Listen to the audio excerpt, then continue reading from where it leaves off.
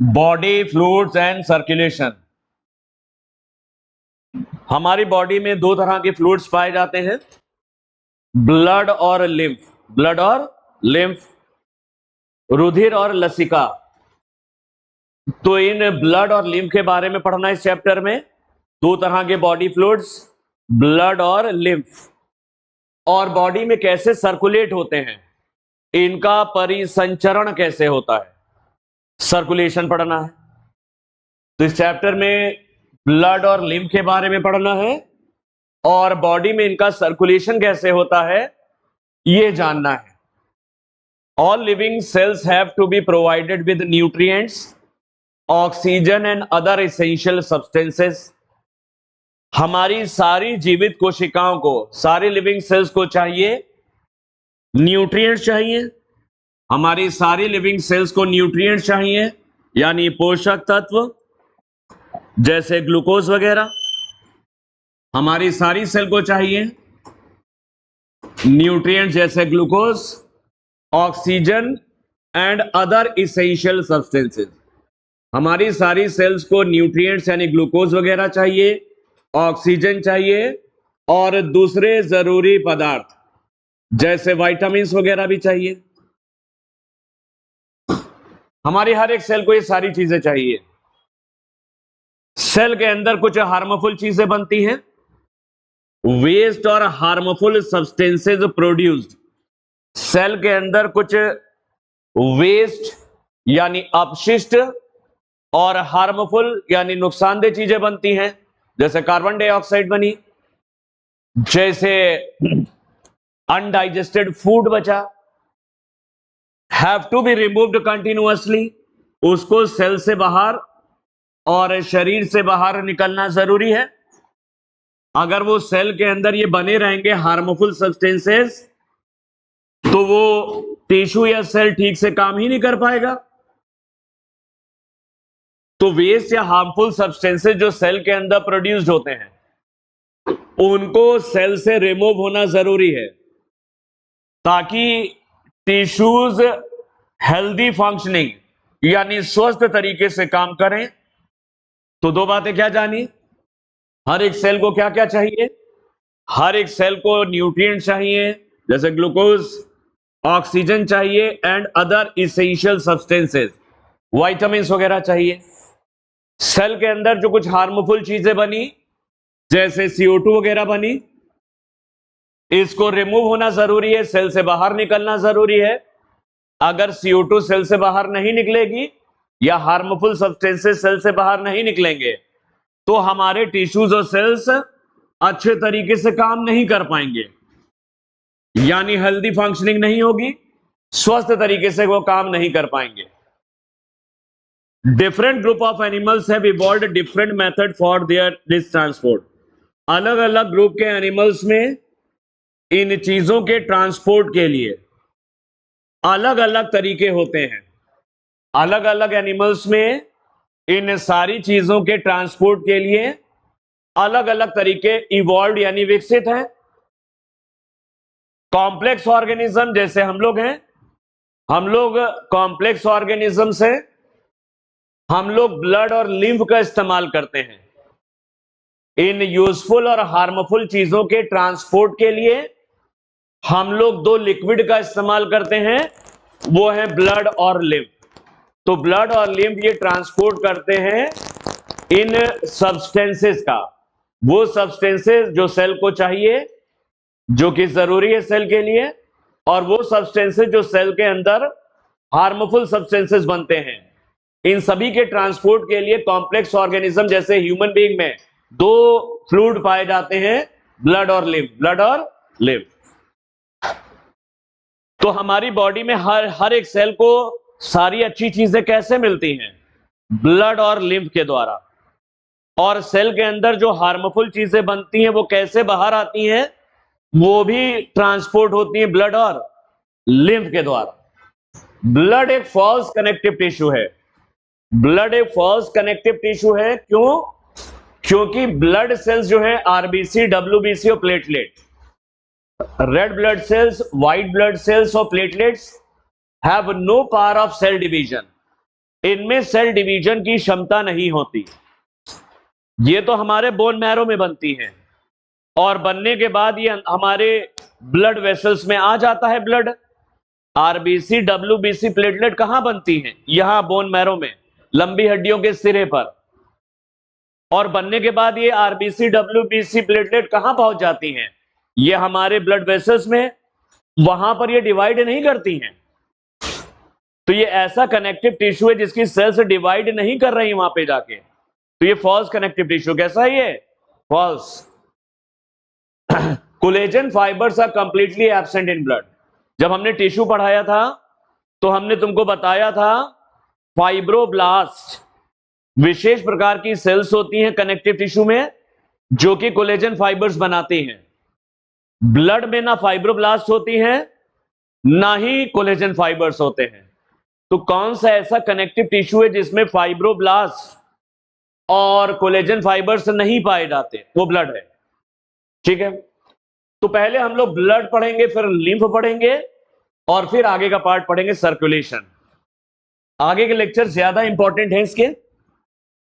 ये human physiology का बड़ा चैप्टर है, सबसे बड़ा चैप्टर यही है और इसमें हर एक चैप्टर से 2 सवाल आते हैं, लेकिन इस चैप्टर से कभी कभी 3 सवाल भी आते हैं। इससे और लास्ट वाला है हार्मोन्स वाला, उससे ज्यादा सवाल आते हैं। तो ह्यूमन फिजियोलॉजी से 12 से 16 सवाल आएंगे, ये ध्यान रखना। इंपॉर्टेंट है तो अच्छे से पढ़ लेना, कोई दिक्कत नहीं आएगी। बहुत मुश्किल सवाल नहीं आते हैं, कभी कभी एक आध मुश्किल आ जाएगा लेकिन कर ले जाओगे। तो पहले ब्लड पढ़ते हैं। Blood is a special connective tissue consisting of A fluid matrix plasma and formed elements. Blood एक विशेष प्रकार का कनेक्टिव टिश्यू है, इसका लिक्विड यानी मैट्रिक्स कहलाता है प्लाज्मा। ब्लड के अंदर 2 चीजें होती हैं, प्लाज्मा और सेल्स। आरबीसी डब्ल्यूबीसी प्लेटलेट्स, इनको ब्लड सेल्स बोलते हैं। इनको फॉर्म्ड एलिमेंट्स क्यों बोलते हैं? क्योंकि ये पहले से बन जाती हैं। आरबीसी डब्ल्यूबीसी प्लेटलेट पहले से ही बोन मैरो में बन जाती हैं। ब्लड में आने के यानी कि ब्लड वेसल्स में आने के बाद ये डिवाइड नहीं करती हैं, तो इन्हें फॉर्म्ड एलिमेंट्स कहते हैं। क्या बोलते हैं? Formed elements. ये तैयार होकर यहां भेज दिए जाते हैं ब्लड वेसल्स के अंदर। तो आरबीसी डब्ल्यूबीसी और प्लेटलेट को क्या कहा जाता है? Formed elements. ये फॉर्म्ड एलिमेंट्स क्यों कहते हैं? क्योंकि ये बोन मैरो में बन जाते हैं, ब्लड के यहां पे ब्लड वेसल्स में आके ये डिवाइड नहीं करते हैं। चलो, ब्लड के अंदर 2 चीजें हैं, तुमने जान लिया। ब्लड में क्या क्या 2 चीजें बताओ? प्लाज्मा और फॉर्म्ड एलिमेंट्स। फॉर्म्ड एलिमेंट्स में क्या क्या आता है? फॉर्म्ड एलिमेंट्स में आरबीसी, डब्ल्यूबीसी और प्लेटलेट्स, इनको कहते हैं फॉर्म्ड एलिमेंट्स। दोनों के बारे में पढ़ते हैं। पहले प्लाज्मा पढ़ेंगे, फिर आरबीसी, फिर डब्ल्यूबीसी, फिर प्लेटलेट। ऐसा करते हैं, इसे तरीके से चलते हैं। Plasma is a straw colour. Plasma भूसे जैसा होता है। भूसे का कलर जो होता है ना, हल्का येलो, हल्का पीला, pale yellow, due to urobilinogen pigment. जो ब्लड प्लाज्मा का कलर कैसा है? ब्लड में जो प्लाज्मा लिक्विड होता है, मैट्रिक्स, ब्लड के मैट्रिक्स या लिक्विड को कहते हैं प्लाज्मा। ये स्ट्रॉ के रंग का होता है, भूसे जैसा, हल्का पीला होता है पिगमेंट के कारण, यूरोबाइलिनोजन पिगमेंट के कारण ये हल्का पीला होता है। विस्कस फ्लूइड है, ब्लड गाढ़ा फ्लूइड होता है। ये एक गाढ़ा लिक्विड है, गाढ़ा द्रव्य है। It is nearly 55% of the blood. ये ब्लड का 55% है। तो प्लाज्मा होता है 55% और फॉर्म्ड एलिमेंट्स ये 45% है। तो हमारे ब्लड प्लाज्मा है 55% और फॉर्म्ड एलिमेंट में आरबीसी डब्ल्यूबीसी प्लेटलेट है ये 45% है, 45%। प्लाज्मा में क्या क्या होता है? प्लाज्मा पहले पढ़ेंगे, फिर आरबीसी, फिर डब्ल्यूबीसी, फिर प्लेटलेट। प्लाज्मा में वाटर है 90 to 92%। 90 से 92% ये वाटर होता है ब्लड प्लाज्मा में। प्रोटीन्स होती, प्रोटीन्स मतलब ऑर्गेनिक पार्ट है 6 to 8%। 6 to 8% प्रोटीन्स होती हैं जिन्हें कहते हैं ऑर्गेनिक पार्ट, और बचा 1 से 2% वो होता है इनऑर्गेनिक, जो नीचे लिखा है ये 1 से 2% में इनऑर्गेनिक आएगा। तो ब्लड प्लाज्मा में क्या क्या है? 90 to 92% वाटर है, ऑर्गेनिक पार्ट यानी प्रोटीन से 6 to 8%, और इनऑर्गेनिक पार्ट, इनऑर्गेनिक में आयंस वगैरह होते हैं, वो 1 से 2% ही होते हैं। ब्लड में सबसे ज्यादा कौन सी प्रोटीन्स पाई जाती हैं? ब्लड प्लाज्मा में बहुत सारी प्रोटीन्स होती हैं, लेकिन एनसीईआरटी ने 3 ही दे रखी हैं, फाइब्रिनोजेंस, ग्लोब्युलिन्स और एल्ब्यूमिन्स आर मेजर प्रोटीन। ये मुख्य प्रोटीन है जो ब्लड प्लाज्मा में पाई जाती हैं, फाइब्रिनोजन, ग्लोब्युलिन्स और एल्ब्यूमिन। फाइब्रिनोजन रुधिर का थक्का बनाने में सहायक है, ये ब्लड क्लॉटिंग के लिए होती है। ग्लोब्युलिन्स हमें इंफेक्शन से बचाती हैं, ये एंटीबॉडीज बनाती हैं। ग्लोबुलिन प्रोटीन्स इम्यूनोग्लोबुलिन्स हैं, यानी एंटीबॉडीज बनाती। क्या बनाती हैं? एंटीबॉडीज बैक्टीरिया यानी एंटीजन से लड़ने के लिए। और एल्ब्यूमिन जो होती है ये हमारे ब्लड की सांद्रता को बनाए रखती हैं, ब्लड की ऑस्मोटिक कंसंट्रेशन को बनाए रखती हैं, रुधिर को गाढ़ा रखती हैं, प्लाज्मा को गाढ़ा रखती हैं। तो 3 प्रोटीन बताओ कौन सी हैं? 3 प्रोटीन्स जो होती हैं, फाइब्रिनोजन, ग्लोब्युलिन्स और एल्ब्यूमिन्स। ये मुख्य प्रोटीन होती तो बहुत सारी ब्लड प्लाज्मा में, लेकिन एनसीईआरटी ने 3 दे रखी हैं। फाइब्रिनोजन ब्लड क्लॉटिंग के लिए होती है, आर नीडेड फॉर क्लॉटिंग और कोआगुलेशन ऑफ ब्लड। ये रुधिर का थक्का जैसे मान लो कट गया तो ब्लड बहने लगता है, तो फाइब्रिनोजन क्या करती हैं? ये रुधिर का थक्का बना करके ब्लड जो बह रहा था रुक जाता है, ब्लड क्लॉटिंग करती हैं फाइब्रिनोजन। ग्लोबुलिन्स किससे लड़ती हैं? ये इंफेक्शन से लड़ती हैं, ये एंटीबॉडीज बनाती हैं, इसलिए ग्लोबुलिन्स को हम लोग कहते हैं इम्यूनोग्लोबुलिन्स, एंटीबॉडीज बनाती हैं। और एल्ब्यूमिन्स जो होती हैं ये ब्लड को गाढ़ा बनाए रखती हैं, ब्लड की ऑस्मोटिक कंसंट्रेशन को बनाए रखती हैं, ब्लड गाढ़ा रहता है। फाइब्रिनोजन और एल्ब्यूमिन्स को लीवर बनाता है, लीवर लिखा नहीं है, बता देंगे, लेकिन सुन, रिवीजन क्लास का मतलब यह भी है कि तुम क्लास जब मान लो पेपर देने जाओ तो कुछ बात हम जब कह रहे हैं हो सकता है तुम्हें वहां याद आ जाए, इसलिए मैं बोल देता हूं। ज्यादातर जो प्रोटीन होती है प्लाज्मा की वो लीवर ही बनाता है। ये ग्लोबुलिन्स तो थाइमस वगैरह बनाते हैं, ये और जगह बनती है, लेकिन फाइब्रिनोजन एल्ब्यूमिन्स लीवर में बनती है। फाइब्रिनोजन किस लिए है बताओ? फाइब्रिनोजन ब्लड को जमाने के लिए होती है, रुधिर का थक्का बनाने के लिए है। Globulins are involved in defence mechanism of the body. Globulins जो होते हैं हमारे सुरक्षा प्रणाली में भाग लेती हैं, ये हमारे शरीर को सुरक्षा देती हैं। ये क्या बनाती है? फॉर्म एंटीबॉडीज, ये एंटीबॉडीज बनाती हैं। एंटीबॉडीज को हम लोग कहते हैं इम्यूनोग्लोबुलिन्स।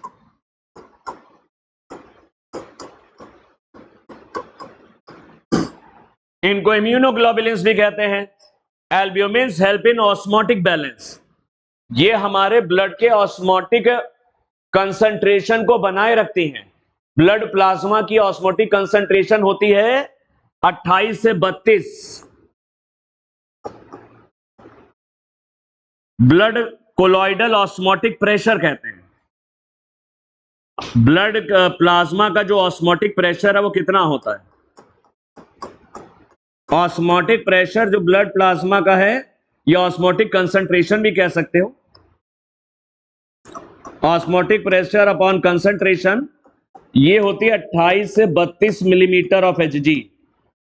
ये प्रेशर है।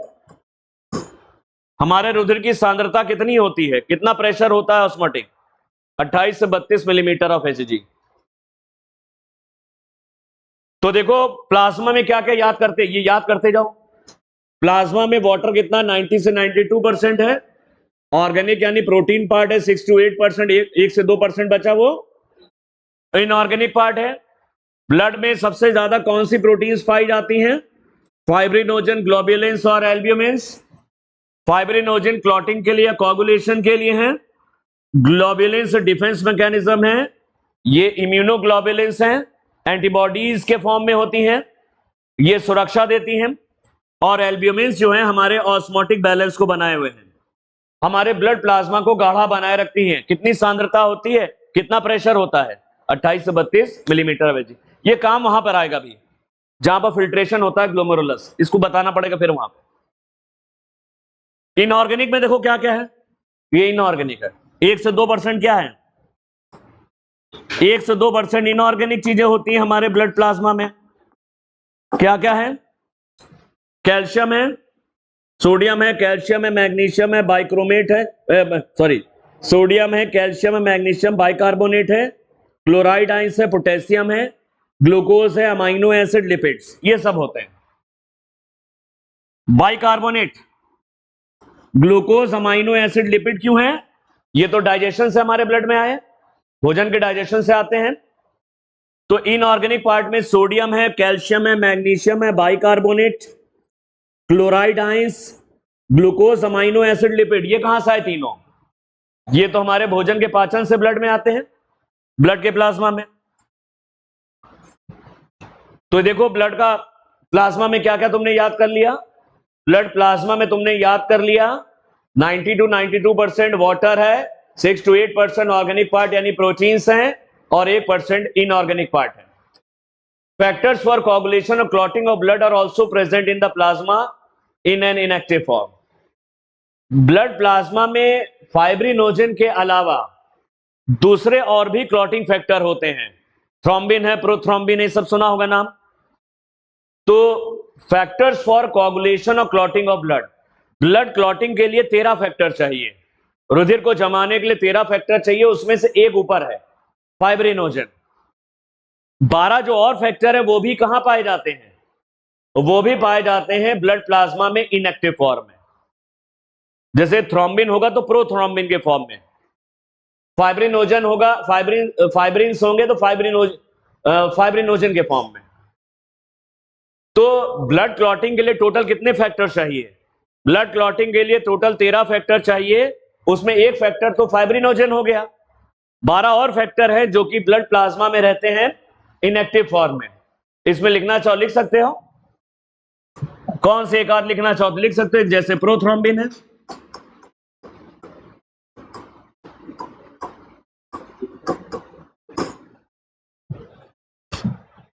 Plasma without clotting factor is called serum. ऐसा प्लाज्मा जिसमें से क्लॉटिंग फैक्टर को हटा दो, रुधिर को जमाने वाले सारे 13 फैक्टर हटा दो, तब उसे सीरम बोलते हैं। क्या बोलते हैं, सीरम। तुमने अगर देखा होगा सीरम कैसे दिखता है, जब कभी चोट लग जाती तो पपड़ी बन जाती है, पपड़ी बनने के बाद हल्का हल्का कुछ रिसाव होता है लिक्विड, वो सीरम है। वो क्या है, वो सीरम है। उसमें क्लॉटिंग फैक्टर नहीं होते। पपड़ी बनने के बाद तो पपड़ी कुछ लोग हटा देते हैं पहले ही, तो कुछ रिसाव होने लगता है लिक्विड का, वो सीरम है, उसमें क्लॉटिंग फैक्टर नहीं होते, उसमें क्लॉटिंग फैक्टर। तो plasma without clotting factor is called serum. अभी तक कोई दिक्कत है, प्लाज्मा हो गया। प्लाज्मा ब्लड का कितना पार्ट है, 55%। कितना है, 55%। ब्लड प्लाज्मा में 3 चीजें मुख्य रूप से है, क्या क्या, वाटर है, ऑर्गेनिक पार्ट है, और इनऑर्गेनिक पार्ट है।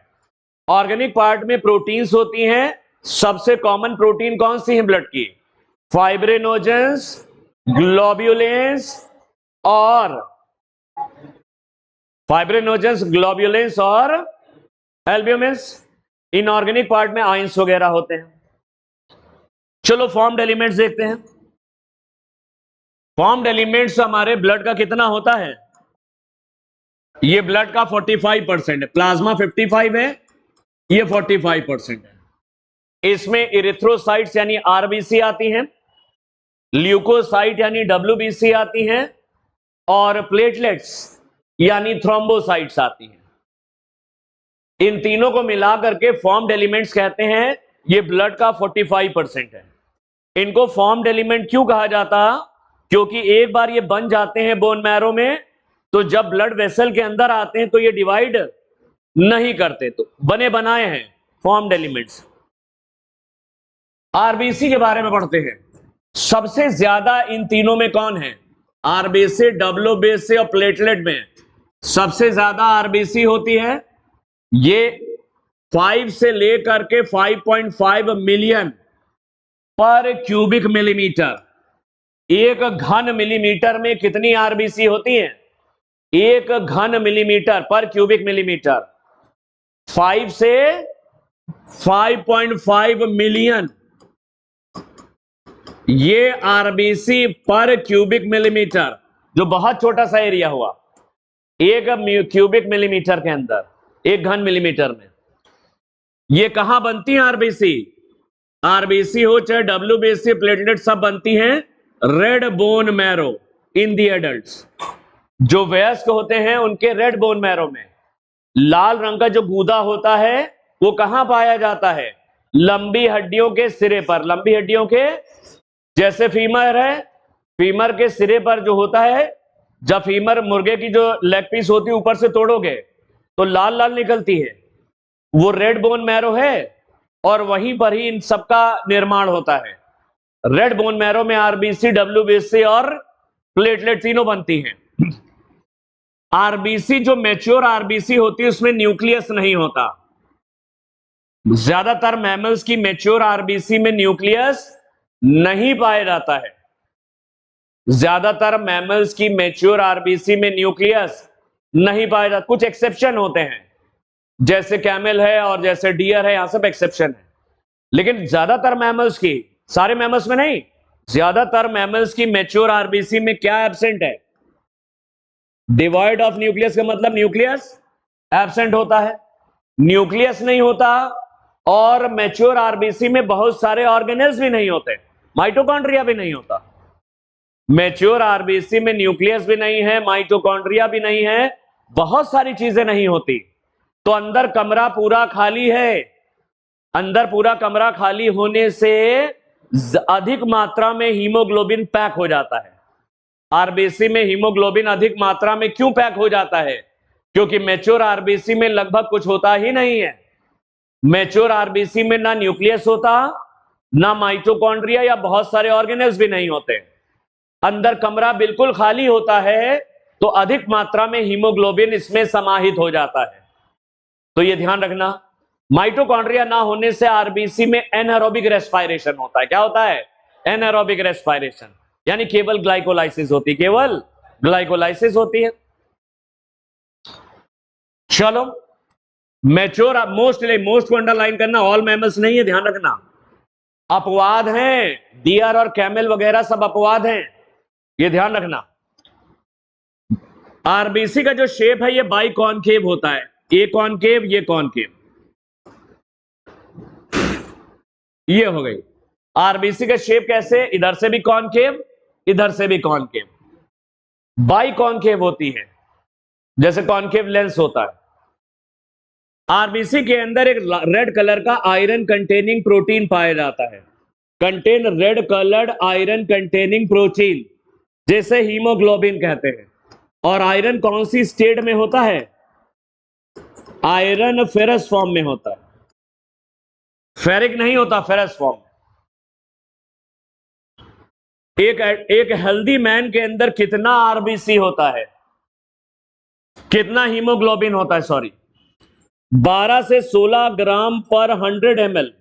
100 ml को कहते हैं डेसीलीटर। 100 ml को क्या बोला जाता है?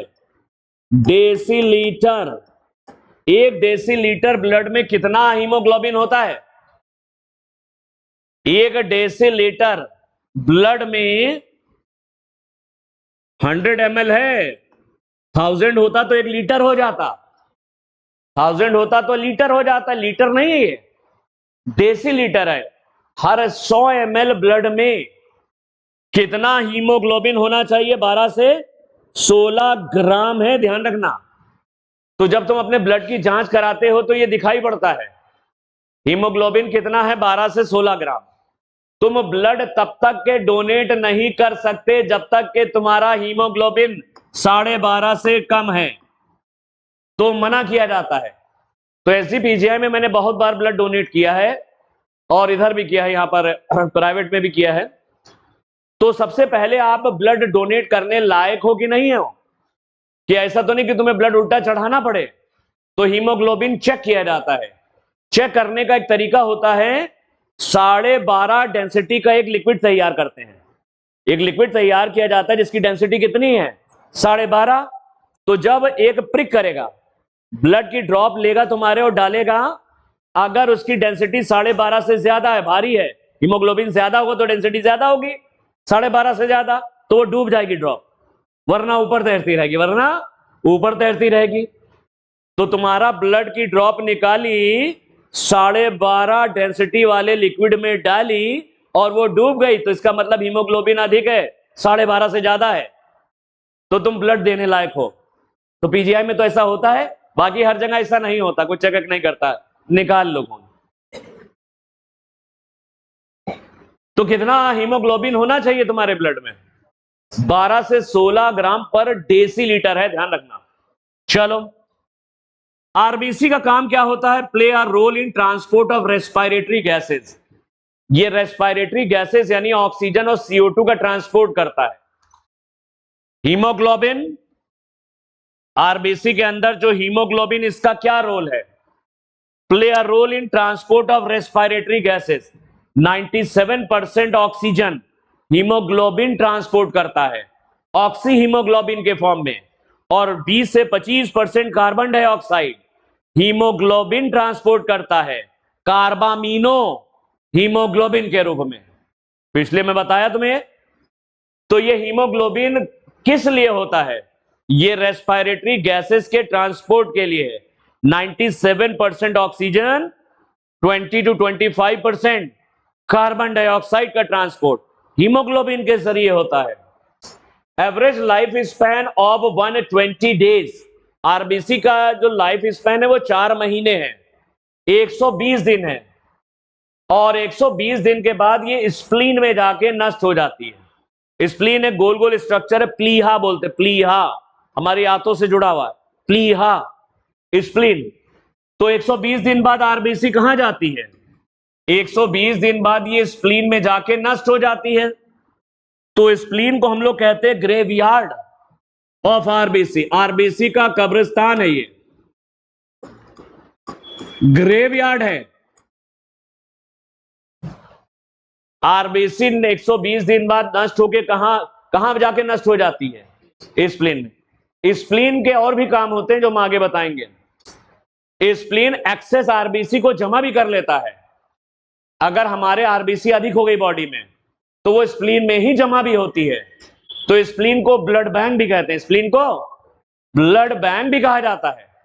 एक्सेस आरबीसी यहां पे जमा हो जाती है, और जिस आरबीसी का लाइफ स्पैन पूरा हो गया है वो स्प्लीन में जाके नष्ट हो जाती है, तो इसे ग्रेवयार्ड भी कहते हैं।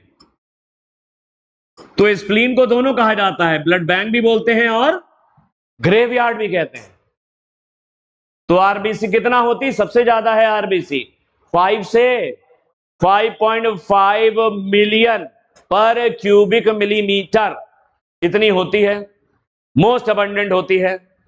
आरबीसी जो मैच्योर है उसमें न्यूक्लियस नहीं होता, माइटोकॉन्ड्रिया भी नहीं होता, अंदर कमरा एकदम खाली है, एक रेड कलर का प्रोटीन भरा रहता है अंदर, वो है हीमोग्लोबिन। क्या है? हीमोग्लोबिन एक आयरन कंटेनिंग प्रोटीन या पिगमेंट है, आयरन फेरस फॉर्म में होता है। हीमोग्लोबिन रहता है आरबीसी के अंदर। माइटोकॉन्ड्रिया ना होने से आरबीसी में एनारोबिक रेस्पिरेशन यानी केवल ग्लाइकोलाइसिस चलती है, केवल ग्लाइकोलाइसिस चलती है। आरबीसी बनती कहां है? ये लंबी हड्डियों के सिरों पर रेड बोन मैरो में बनती है। बनने के बाद ये ब्लड वेसल्स में आ जाती हैं, इनको फॉर्म्ड एलिमेंट्स कहते हैं। आरबीसी 120 दिन का लाइफ स्पैन है, उसके बाद स्प्लीन में जाके मर जाती है। स्प्लीन को कहते हैं ग्रेवयार्ड, और अतिरिक्त आरबीसी भी स्प्लीन में जमा हो जाती है, उसको ब्लड बैंक भी कहते हैं स्प्लीन को। चलो, डब्ल्यूबीसी ये कलरलेस होती है क्योंकि इसमें हीमोग्लोबिन नहीं होता। डब्ल्यूबीसी कलरलेस होती है क्योंकि इसमें हीमोग्लोबिन नहीं होता, लेकिन इसमें न्यूक्लियस होता है, ये न्यूक्लिएटेड होती है। आरबीसी में न्यूक्लियस नहीं था, लेकिन डब्ल्यूबीसी में न्यूक्लियस पाया जाता है, ये न्यूक्लिएटेड होती है। रिलेटिवली लेसर इन नंबर, आरबीसी से बहुत कम होती है ये, 6 से 8,000 होती है पर क्यूबिक मिलीमीटर ऑफ ब्लड। ये है 6 to 8,000 पर क्यूबिक मिलीमीटर। इनका लाइफ स्पैन बहुत छोटा होता है, few hours to a week, कुछ घंटे से लेकर के एक हफ्ते तक।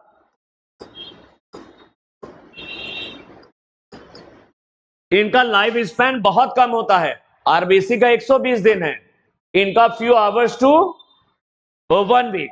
सबसे ज्यादा लिम्फोसाइट का होता है 1 हफ्ता, वरना बाकी कुछ घंटे में ही नष्ट हो जाती है।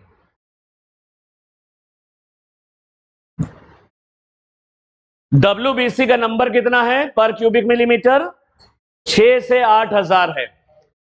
अगर डब्ल्यूबीसी 8 से 20,000 के बीच में है तो ये हम बता देना, सुन लो, 8 से 20,000 के बीच में है तो इसका मतलब कोई इंफेक्शन है, प्रोबेबली बैक्टीरियल इंफेक्शन, शरीर में कोई इंफेक्शन हो गया है। तो क्या चढ़ानी पड़ेंगी? एंटीबायोटिक। क्या चढ़ानी पड़ेगी? एंटीबायोटिक। अगर कोई मरीज की तुमने ब्लड की जांच किया और डब्ल्यूबीसी कितना निकल रही है, डब्ल्यूबीसी 8,000 से ज्यादा है, बहुत ज्यादा नहीं, 8,000 से 20,000 के बीच में है। अगर 8,000 से 9,000 करीब है तो हल्का इन्फेक्शन है, 12,000 है तो तगड़ा इन्फेक्शन है, और 20,000 के आसपास पहुंच गया बहुत खतरनाक, 20,000 के आसपास समझ लो सेप्सिस हो गया है। सेप्सिस का मतलब इन्फेक्शन पूरी बॉडी में, ब्लड में भी है, सेप्सिस हो गया है। लेकिन अगर डब्ल्यूबीसी 1 लाख के आसपास पहुंच गई और कोई लक्षण नजर नहीं आ रहा तो ये ब्लड कैंसर है। क्या है ये? Blood cancer. ब्लड कैंसर में डब्ल्यूबीसी इतनी ज्यादा हो जाती है, 1 लाख के आसपास पहुंच जाती है, और कोई शरीर पे कोई लक्षण भी नजर नहीं आ रहा, तो ये ब्लड कैंसर है। ब्लड कैंसर में बोन मैरो में बनती है। ये कहां बनती है? तो बोन मैरो रिप्लेस किया जाता है। क्या रिप्लेस किया जाता है? बोन मैरो बदला जाएगा, किसी से दूसरे से, डोनर से लेके ये गूदा, लाल रंग का जो गूदा है वो चेंज किया जाता है। बोन मैरो ट्रांसप्लांटेशन से सही होगा ये, लेकिन सभी में सफल नहीं होता। बोन मैरो ट्रांसप्लांटेशन हर एक व्यक्ति में सफल नहीं होता है, लेकिन कुछ एक आदमी सफल भी हो जाता है। तो बोन मैरो की गड़बड़ी से डब्ल्यूबीसी कभी कभी इतनी ज्यादा बन जाती है, 1 लाख के आसपास पहुंच जाती है, और शरीर पे कोई लक्षण भी नजर नहीं आ रहा। इसका मतलब ल्यूकीमिया है, ब्लड कैंसर है। क्या है? ब्लड कैंसर यानी ल्यूकीमिया है। आगे देखते हैं, डब्ल्यूबीसी कई तरह की होती हैं।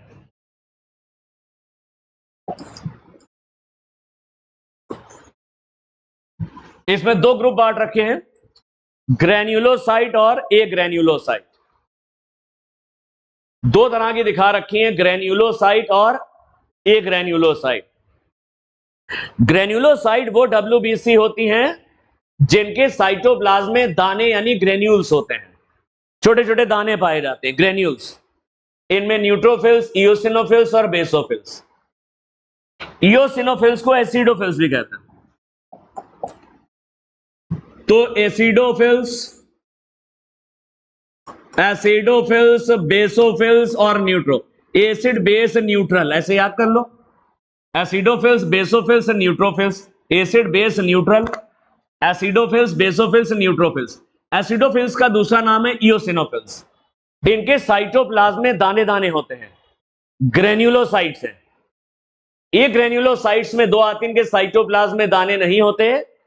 इनमें लिम्फोसाइट्स और मोनोसाइट्स है, लिम्फोसाइट्स और मोनोसाइट्स होती हैं। तो लिम्फोसाइट्स, मोनोसाइट्स को कहते हैं ए ग्रेन्युलोसाइट। इनके साइटोप्लाज्म में ग्रेन्यूल्स नहीं होते। डायग्राम हम तुम्हें बढ़िया सा दिखाते हैं, इसका एनसीईआरटी का डायग्राम उतना अच्छा नहीं है।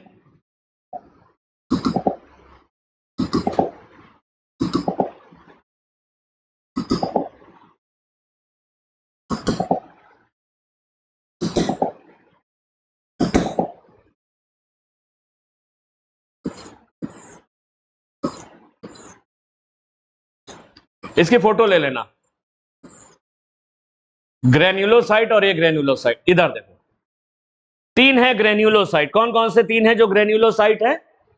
न्यूट्रोफिल्स, इयोसिनोफिल्स और बेसोफिल्स। देखो इधर, इयोसिनोफिल ये दिख रही है, न्यूट्रोफिल ये दिख रही है, इयोसिनोफिल ये दिख रही है और बेसोफिल। ये दाने दाने दिख रहे हैं इनके साइटोप्लाज्म में?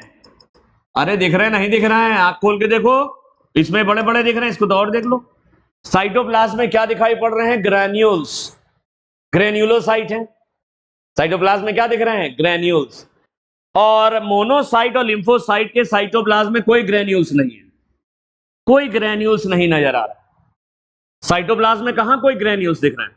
कोई दाने नहीं है, ना लिम्फोसाइट में ना मोनोसाइट में।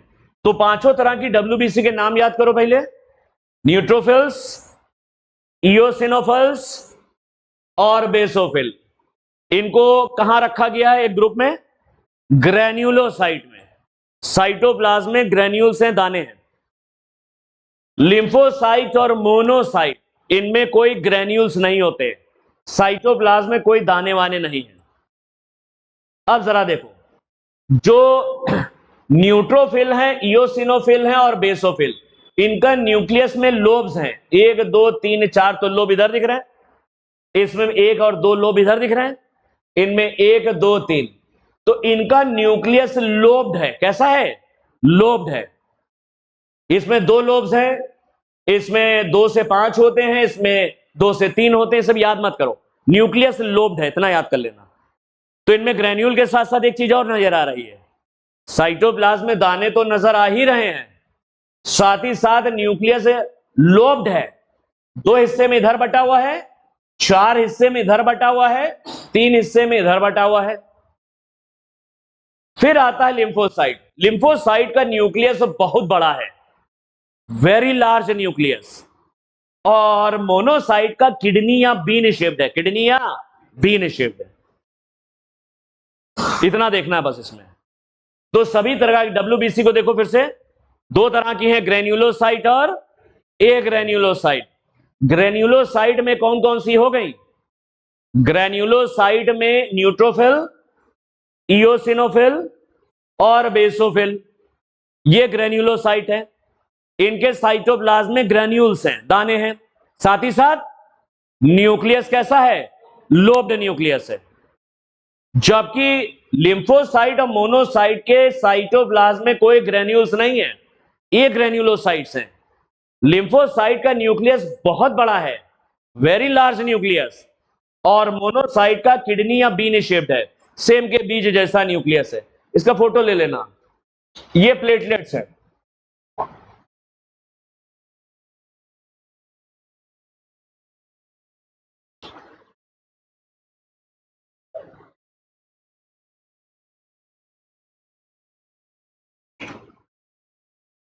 एनसीईआरटी के डायग्राम में उतना क्लियर नजर नहीं आ रहा। चलो अभी देखते हैं ये वाला चार्ट। देखो, जब हम तुलना करते हैं सभी में, इसकी फोटो ले लेना, ये जरूरी है। देखो इसमें क्या क्या देखना, इस चार्ट में सब नहीं देखना, अभी बता रहे क्या देखना है। इस चार्ट से याद करने में तुम्हें आसानी हो जाएगी। अभी सब एक जगह है। देखो तुम्हारे पास 5 तरह की डब्ल्यूबीसी है। एसिडोफिल्स को इयोसिनोफिल्स कहते हैं, बेसोफिल्स है, न्यूट्रोफिल्स, ये ग्रेन्युलोसाइट है। फिर मोनोसाइट और लिम्फोसाइट हैं, ये ए ग्रेन्युलोसाइट है। कैसी हैं? ए ग्रेन्युलो। याद क्या क्या करना है पहले से बता दे रहे हैं। देखो याद क्या क्या करना है, एक तो नंबर इनका याद करना मस्ट है, जो नीले से लिखा है। एसिडोफिल्स यानी इयोसिनोफिल्स 2 से 3% होती है। बेसोफिल 0.5 से 1 है, सबसे कम यही होती, लीस्ट इन नंबर। बेसोफिल सबसे कम है। न्यूट्रोफिल सबसे ज्यादा होती हैं, 60 से 65% मैक्सिमम। तो सबसे कम बेसोफिल, सबसे ज्यादा न्यूट्रोफिल्स होती हैं, ये 60 से 65% है। मोनोसाइट 6 to 8% है और लिम्फोसाइट 20 to 25% है। ये ध्यान रखना, इनका लाइफ स्पैन कुछ घंटे का है या लिम्फोसाइट में कुछ दिन का होता है। याद मत करना कितने घंटे हैं, few hours to few days, इतना लाइफ स्पैन होता है। न्यूक्लियस सभी के लोब्ड होते हैं, कितने लोब्स होते हैं ये भी याद करने की जरूरत नहीं है। हालांकि इओसिनोफिल में 2 लोब्स होते हैं, बाइलोब्ड है। बेसोफिल में 2 से 3 लोब्ड होते हैं और न्यूट्रोफिल्स में 3 से 5 होते हैं, 3 से 5 लोब। मोनोसाइट का न्यूक्लियस किडनी या बीन शेप्ड होता है और लिम्फोसाइट्स का बहुत बड़ा न्यूक्लियस होता है, ये हमने तुम्हें बताया भी है। लेकिन तुम इतना ध्यान रखना, जो ग्रेन्युलोसाइट्स हैं इनके न्यूक्लियस में लोब्स होते हैं, इतना याद कर लेना बस। नंबर जरूर याद कर लेना, ये 2 से 3% है इओसिनोफिल्स। फिर आता है बेसोफिल, ये सबसे कम है, 0.5 से 1% है। न्यूट्रोफिल सबसे ज्यादा है, 60 to 65% है। मोनोसाइट 6 to 8% है और लिम्फोसाइट 20 to 25% है। लेकिन याद इससे सवाल आएगा, ये फंक्शन है, तो केवल ये और ये याद कर लेना। इसमें सबसे छोटी भी दे रखी है, बेसोफिल सबसे कम भी होती है और सबसे छोटी भी है, और मोनोसाइट सबसे बड़ी होती है साइज में। मोनोसाइट्स का साइज सबसे बड़ा है, बेसोफिल सबसे छोटी है। चलो फंक्शन देखते हैं, फंक्शन इंपॉर्टेंट है।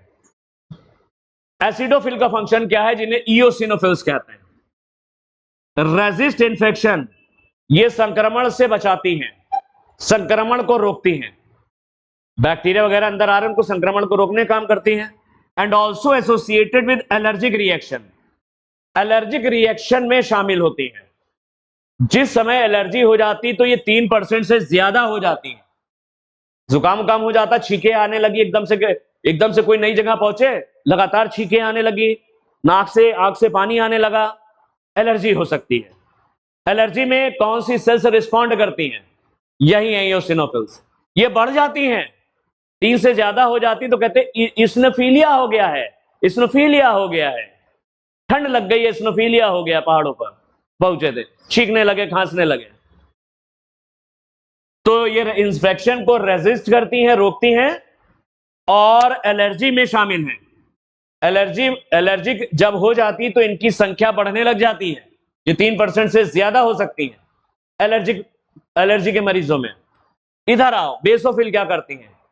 बेसोफिल एलर्जी के दौरान सिक्रीट करती हिस्टामिन, सेरोटोनिन और heparin and are involved in inflammatory reaction, और ये इंफ्लेमेटरी रिएक्शन में शामिल है, सूजन बढ़ाती हैं।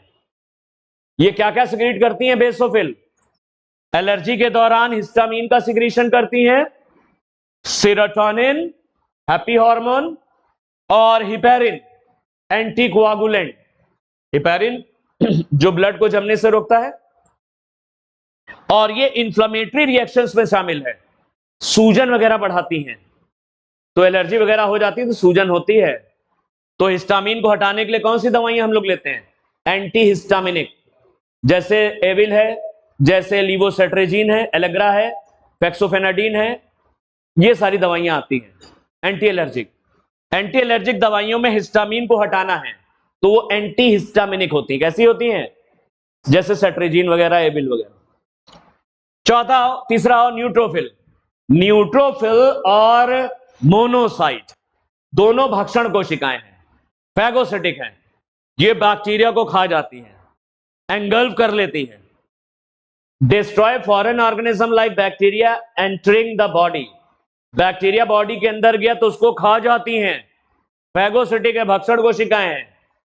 भक्षण में कौन कौन सी आती हैं? न्यूट्रोफिल्स और मोनोसाइट, ये दोनों फैगोसिटिक हैं। लास्ट वाली आती है लिम्फोसाइट। लिम्फोसाइट 2 तरह की होती है, बी लिम्फोसाइट और T lymphocyte. B lymphocyte antibodies बनाती हैं और ये एंटीबॉडीज ब्लड प्लाज्मा में होती हैं, इम्यूनोग्लोब्युलिन्स के फॉर्म में। याद आ रहा है? वही ग्लोब्युलिन है जो भी पढ़ा। तो बी लिम्फोसाइट ग्लोब्युलिन्स यानी इम्यूनोग्लोब्युलिन्स यानी एंटीबॉडीज बनाती हैं। एंटीबॉडीज ब्लड प्लाज्मा में होती हैं। प्लाज्मा लिक्विड है, लिक्विड को ह्यूमर कहते हैं, ह्यूमर, और इस तरह की इम्यूनिटी कहलाती है ह्यूमोरल।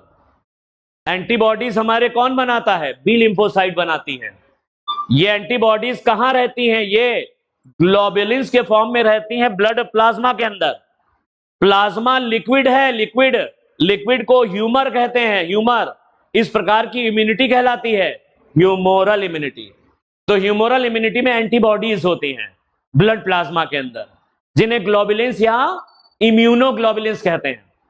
टी लिम्फोसाइट, ये कोशिकाएं सीधे बैक्टीरिया से लड़ती हैं, फाइटिंग करती हैं, ये एंटीबॉडीज नहीं बनाती, ये सीधे जाकर के बैक्टीरिया से लड़ती हैं, ये कोशिकाएं सीधे बैक्टीरिया से लड़ती हैं, तो इसे बोलते हैं सेल्यूलर इम्यूनिटी। क्या बोलते हैं? कोशिकाएं सीधे लड़ती हैं जाके। They are responsible for immune response of the body. दोनों हमारे इम्यून रिस्पॉन्स के लिए होती हैं, हमारी इम्यूनिटी के लिए होती हैं, चाहे वो बी लिम्फोसाइट हो चाहे टी लिम्फोसाइट, ये हमारे इम्यून रिस्पॉन्स के लिए है, हमें हमारे शरीर को इम्यूनिटी देती हैं, हमारी प्रतिरोधन क्षमता के लिए। तो बी लिम्फोसाइट क्या बनाती हैं? एंटीबॉडीज। एंटीबॉडीज कहां होती हैं? प्लाज्मा। प्लाज्मा लिक्विड है, लिक्विड को ह्यूमर, और ऐसी इम्यूनिटी को ह्यूमोरल इम्यूनिटी कहते हैं। टी लिम्फोसाइट एंटीबॉडीज नहीं बनाती, ये डायरेक्ट जाकर के लड़ती हैं बैक्टीरिया से, तो ये सेल्यूलर इम्यूनिटी में भाग लेती हैं। तो दोनों ही इम्यूनिटी में भाग लेती हैं। तो याद कर लेना, इओसिनोफिल क्या करती हैं? इंफेक्शन को रोकती हैं, और एलर्जी के दौरान ये इनकी संख्या बढ़ जाती है। बेसोफिल एलर्जी के दौरान सिक्रीट करती हैं हिस्टामिन, सेरोटोनिन और हिपेरिन, और ये इंफ्लेमेटरी रिएक्शन, सूजन वाली रिएक्शन में भाग लेती हैं, शरीर में सूजन बढ़ाती हैं। तो जब हमें एलर्जी होती है तो सूजन बढ़ती है, इन चीजों से सूजन बढ़ेगी। सूजन कम करने के लिए स्टेरॉइड वगैरह भी लिए जाते हैं एलर्जी के में। जब एलर्जी होने पर एंटीहिस्टामिनिक दवाइयां जब फायदा नहीं करती हैं, जैसे सेट्रेजिन है, एलेग्रा है, एविल है, फेक्सोफेनाडीन है, टर्फेनाडीन है, ये जब फायदा नहीं करती हैं एंटी एलर्जिक दवाइयां, तो स्टेरॉइड दिए जाते हैं। स्टेरॉइड में प्रेडनिसोलोन है, वाइसोलोन, प्रेडनिसोलोन, ओमनाकॉटिल। समझ में आ रहा है? आधा इलाज तो मैं ऐसे ही कर देता हूं, मेरे पास बस 20 मरीज आते हैं, ऐसे ही बता देता हूं। बहुत से मैडम वगैरह से पूछो कितना फायदा होता है, पूछो कितने पैसे बच जाते हैं डॉक्टर के पास जाने से। लेकिन बस बहुत अगर क्रोनिक बीमारी तो हम रिकमेंड कर देंगे, तो मैं बता देंगे। कोई क्रोनिक बीमारी जो डायग्नोस नहीं हो पा रही है, लेकिन हमने जैसे अभी हमने का अंदाजा लगाया, हमारे मदर इन लॉ एडमिट है, हमने कहा जांच करा लो, मुझे तो लग रहा है इनका हार्ट फेलियर है, क्योंकि वॉल्व खराब है, एओर्टिक वॉल्व, 70 ईयर्स है। अभी वो एडमिट थी, अभी तो कल छुट्टी हुई। तो इतना ज्यादा मैं इन्वॉल्व रहा हूं, इतना ज्यादा चीजों के साथ, और डॉक्टर्स के साथ, सीनियर डॉक्टर के साथ। मैं खुद एसजीपीजीआई में रहा, तो मुझे आइडिया लग गया बहुत सारे, लेकिन फिर भी है, कभी कभी मैं भी फेल हो जाता हूं, नहीं डायग्नोस हो पाती चीजें, बड़े बड़े डॉक्टर फेल हो जाते हैं। फैगोसिटिक कौन कौन सी है? फैगोसिटिक कौन सी? न्यूट्रोफिल्स और मोनोसाइट, और लिम्फोसाइट जो होती है हमारी इम्यूनिटी के लिए होती है। आजकल डॉक्टर बिना जांच के तो कोई डायग्नोसिस कर ही नहीं पाता, यही तो सबसे बड़ी दिक्कत है। डॉक्टर वही अच्छा जो डायग्नोसिस बिना जांच के कर दे, वो एक्सपीरियंस है। तुमने जांच से कर दिया तो क्या, जांच ने बता दिया बीमारी, तुमने कौन सा कद्दू में तीर मार दिया।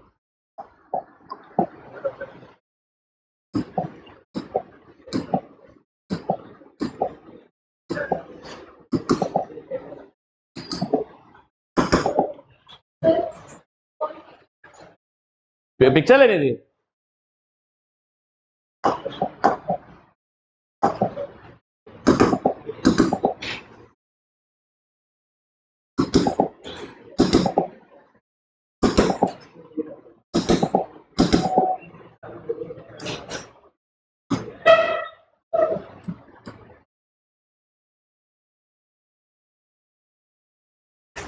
इससे अक्सर एक सवाल आता है, याद कर लेना, ये इस चार्ट के अंदर बहुत सी बातें छिपी हुई है, याद कर लेना। हो गया?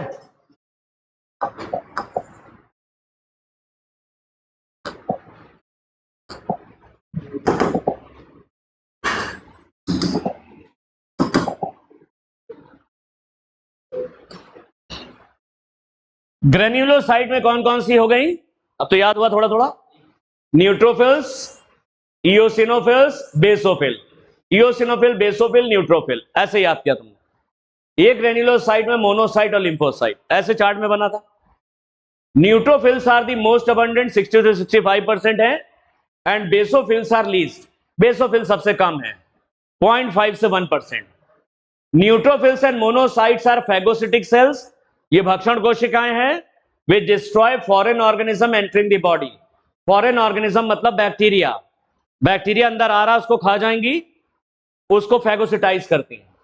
बेसोफिल सिक्रीट करती हैं histamine, serotonin, heparin and are involved in inflammatory reaction, और स्वेलिंग वगैरह, सूजन बढ़ाती हैं। इओसिनोफिल 2 से 3% है। देखो याद कर लेना, मोनोसाइट कितनी थी? 6 to 8%, उस चार्ट में सब लिखा है। इओसिनोफिल्स 2 से 3% है, ये इंफेक्शन को रोकती हैं, resist infection, and are also associated with allergic reaction, और एलर्जी में भी शामिल है। एलर्जी के दौरान इओसिनोफिल्स का बढ़ जाना, eosinophilia. Both B and T lymphocytes are responsible for immune response of the body, ये हमें इम्यूनिटी देती हैं। बी लिम्फोसाइट एंटीबॉडीज बनाती हैं, ह्यूमोरल इम्यूनिटी।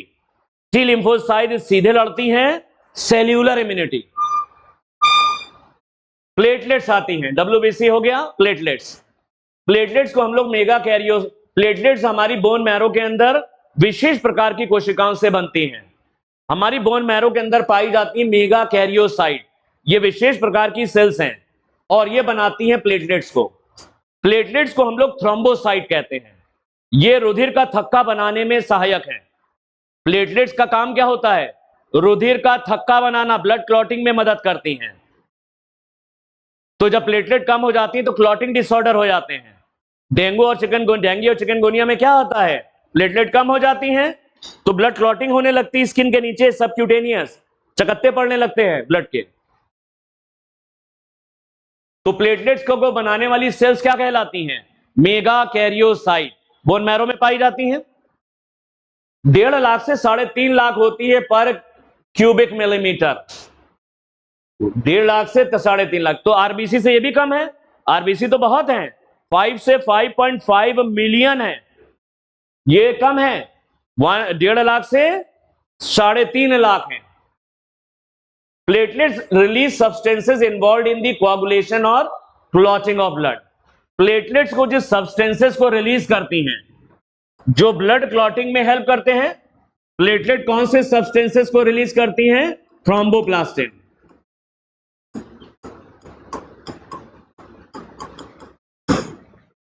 प्लेटलेट रिलीज करती है थ्रोम्बोप्लास्टिन्स जो ब्लड क्लॉटिंग में मदद करते हैं, ब्लड क्लॉटिंग या कोआगुलेशन में हेल्प करते हैं। A reduction in their number can lead to clotting disorder. Blood platelet की संख्या कम होने पर क्या होगा? क्लॉटिंग डिसऑर्डर होंगे, ब्लड जल्दी जमेगा नहीं, which lead to excessive loss of blood from the body. अगर कोई कट लग गया तो जल्दी नहीं जमेगा, ब्लड जल्दी नहीं जमेगा, कोआगुलेशन नहीं होगा, तो काफी ब्लड बह जाएगा, तो एक्सेसिव लॉस ऑफ ब्लड, काफी ब्लड का नुकसान होगा। तो प्लेटलेट जिनके कम हो जाती है उनको सावधान रहना, चोट वगैरह से बचना पड़ेगा। कोई चोट वोट लग गई, अगर प्लेटलेट भी कम है तो जल्दी थक्का नहीं बनेगा, कोआगुलेशन नहीं होगा, तो काफी ब्लड बह जाएगा। ये तो हो गया आपकी formed elements, plasma formed elements. Plasma हो गया और फॉर्म्ड एलिमेंट। प्लाज्मा में कितना पानी? 90 से, अच्छा प्लाज्मा कितना है ब्लड का? 55%, 55% है। प्लाज्मा में वाटर है, 90 to 92% वाटर है। प्लाज्मा में ऑर्गेनिक पार्ट यानी प्रोटीन्स हैं 6 to 8%, और इनऑर्गेनिक पार्ट 1 से 2%, इसमें आयंस है। प्रोटीन में तीनों याद कर लेना, फाइब्रिनोजेंस, ग्लोब्युलिन्स और एल्ब्यूमिन्स, ये सब पढ़ लेना। फिर इसके बाद हमने तुमको फॉर्म्ड एलिमेंट्स बताया था, 45% है, आरबीसी, डब्ल्यूबीसी और प्लेटलेट्स, ये तीनों देख लेना ठीक से। ठीक, चलो ब्लड ग्रुप दे रखा है, इसमें भी पढ़ लेते हैं। ब्लड ग्रुप, देखो ब्लड ग्रुप सिस्टम दुनिया में कई तरह के होते हैं, लेकिन सबसे पॉपुलर जो पूरी दुनिया में चलता है वो एबीओ ब्लड ग्रुप सिस्टम है। लैंड स्टीनर इन्होंने ब्लड सर्कुलेशन खोजा था, और 3 तरह के कई तरह के ब्लड ग्रुप सिस्टम पाए जाते हैं जिनमें एबीओ ब्लड ग्रुप सिस्टम पूरी दुनिया में प्रचलित है। इसमें एमएन ब्लड ग्रुप सिस्टम भी होता है, एमएन। लेकिन हम लोग एमएन नहीं है तुम्हारे सिलेबस में। तुम्हें कौन सा ब्लड ग्रुप सिस्टम है? ABO blood group system. एक तो एबीओ ब्लड ग्रुप सिस्टम तुम्हारे सिलेबस में, दूसरा आरएच, दो हैं तुम्हारे सिलेबस में। इसके अलावा भी होते हैं एमएन ब्लड ग्रुप सिस्टम, वो नहीं पढ़ना। तो तुम्हें एबीओ ब्लड ग्रुप सिस्टम पढ़ना है और Rh blood group, are widely used all over the world. ये पूरी दुनिया में ये दो सिस्टम इस्तेमाल किए जाते हैं। एबीओ पढ़ते हैं, फिर आरएच पढ़ेंगे इसके बाद। ABO blood grouping is based on the presence और absence of two surface antigens A and B chemicals that induce immune response on the surface of RBC. इसको ऐसे समझो, एबीओ ब्लड ग्रुप सिस्टम में क्या होता है? एबीओ ब्लड ग्रुप सिस्टम किस पर आधारित है? दो एंटीजेंस के ऊपर आधारित है। एबीओ ब्लड ग्रुप सिस्टम दो एंटीजेंस के ऊपर बेस्ड है। अगर आपका ब्लड ग्रुप ए है तो आपकी सरफेस पर एंटीजन ए होगा। क्या होगा? एंटीजन ए होगा। अगर आपका ब्लड ग्रुप बी है तो आपकी सरफेस पर, आरबीसी की सरफेस पर, आरबीसी की सतह पर कौन सा एंटीजन होगा? आरबीसी की सतह पर बी एंटीजन होगा। अगर ब्लड ग्रुप ए है तो कौन सा एंटीजन होगा? ये शुगर की चेन होती है। एंटीजन कैसी होती है?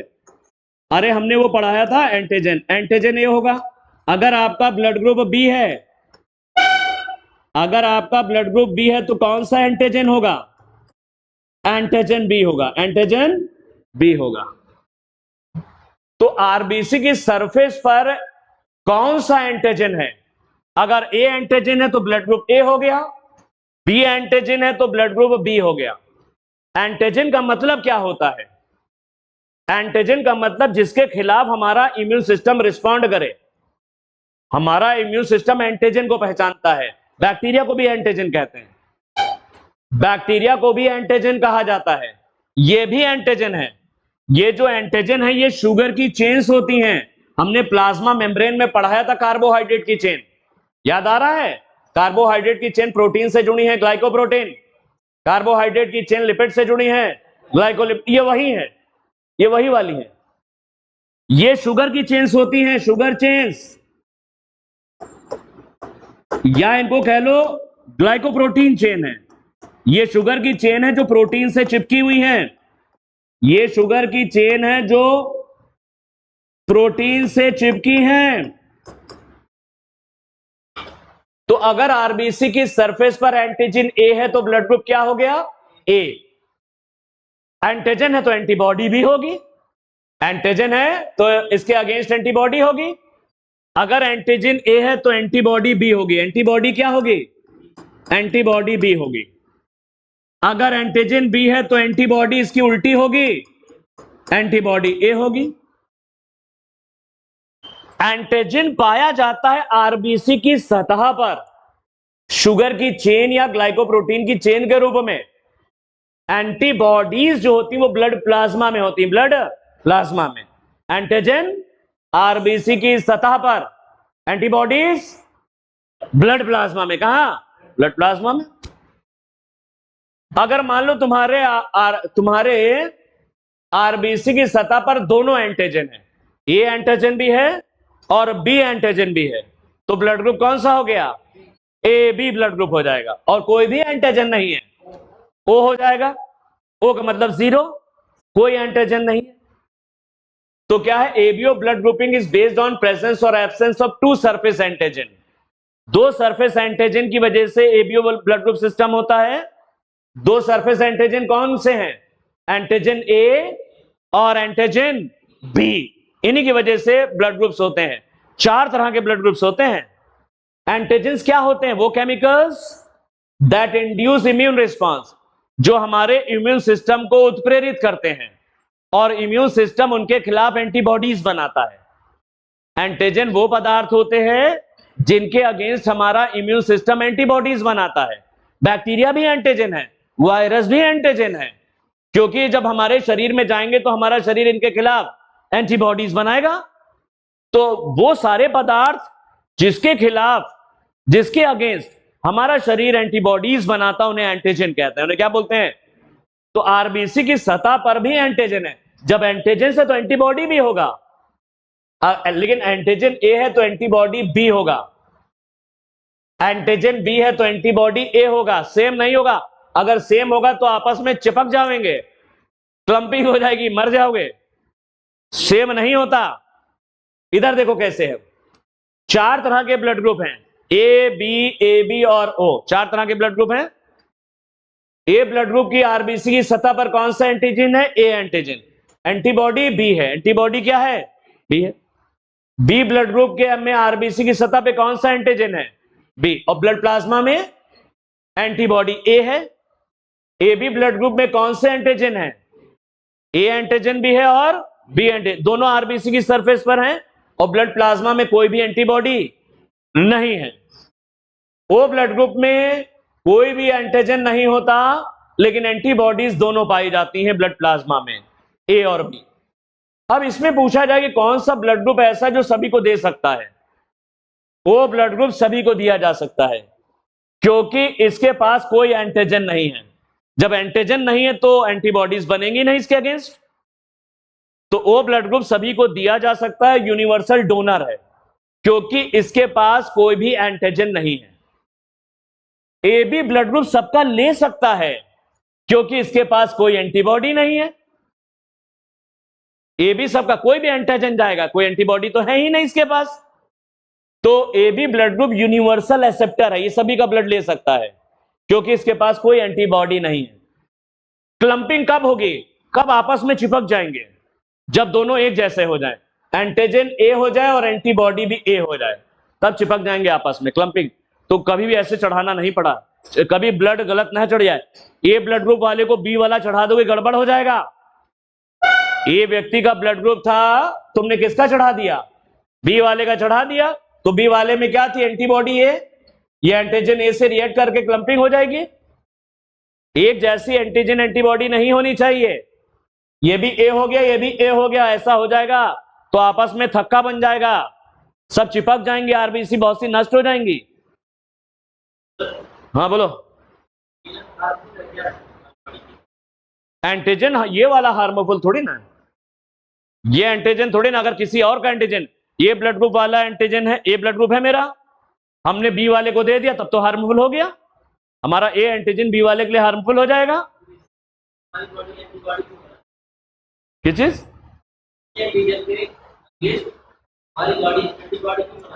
किस एंटीजन?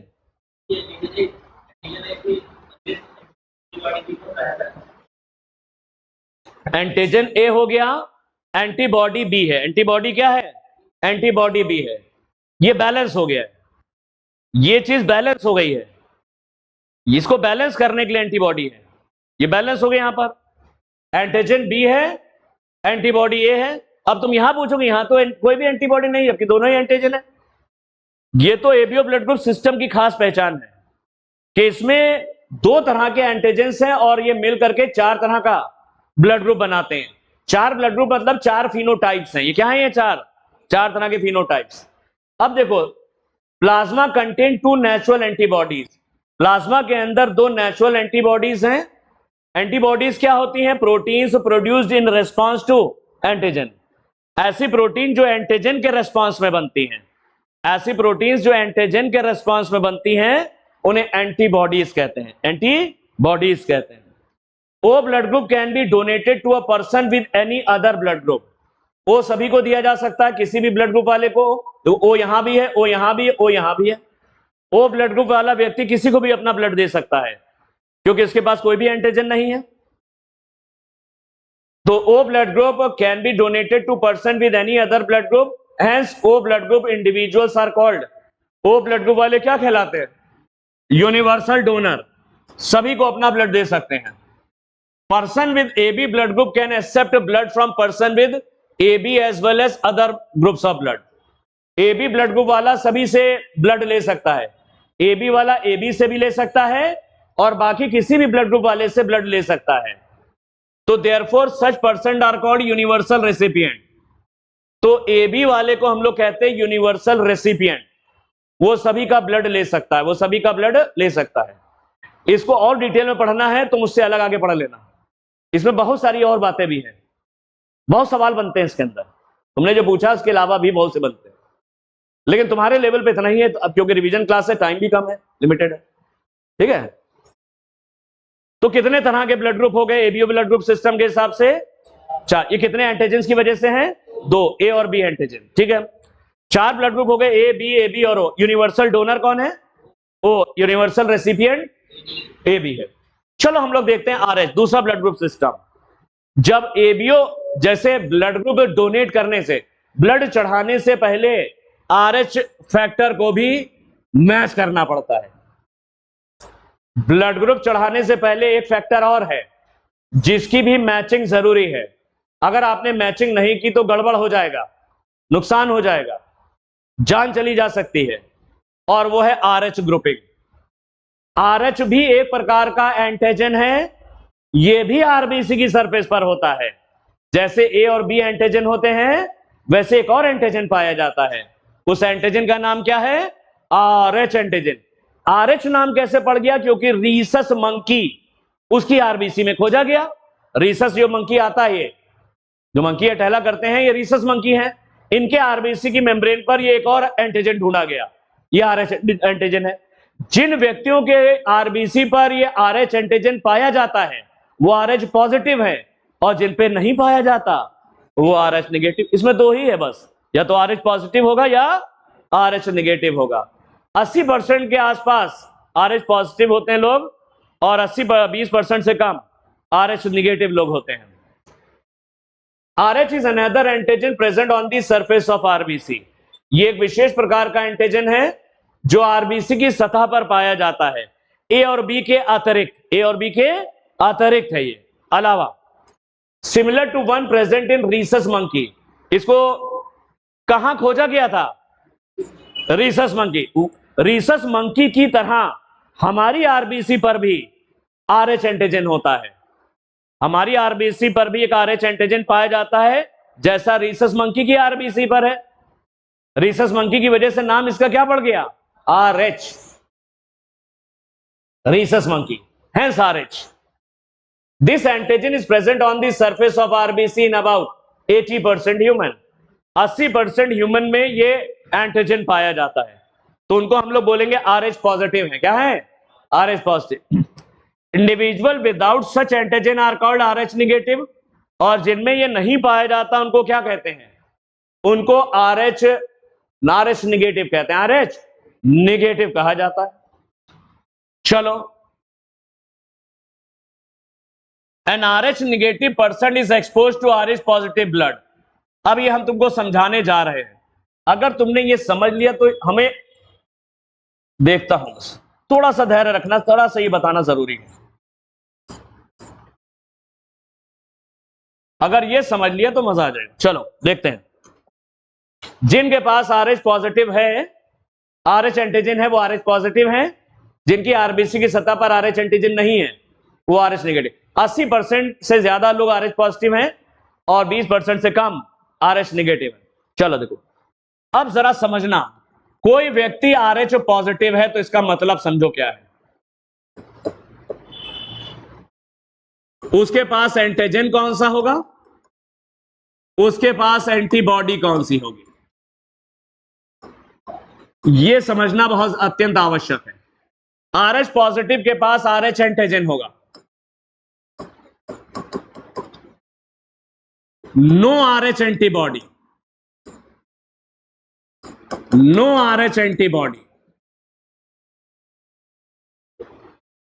आरएच निगेटिव के पास क्या होगा? No Rh antigen, no Rh antibody. तो आरएच एंटीबॉडी तो किसी के पास नहीं है, यह समझना अत्यंत आवश्यक है। समझ में आई बात? आरएच पॉजिटिव वाले के पास आरएच एंटीजन है लेकिन आरएच एंटीबॉडी नहीं है। आरएच निगेटिव वाले पास कुछ नहीं है, ना आरएच एंटीजन है ना आरएच एंटीबॉडी है। अब हुआ क्या देखो जरा समझो। अब गलती हुई, गलती होती रहती है। आरएच पॉजिटिव वाले का ब्लड किस में चढ़ गया? RH पॉजिटिव वाले का ब्लड किस में डाल दिया गया? RH निगेटिव परसेंट में।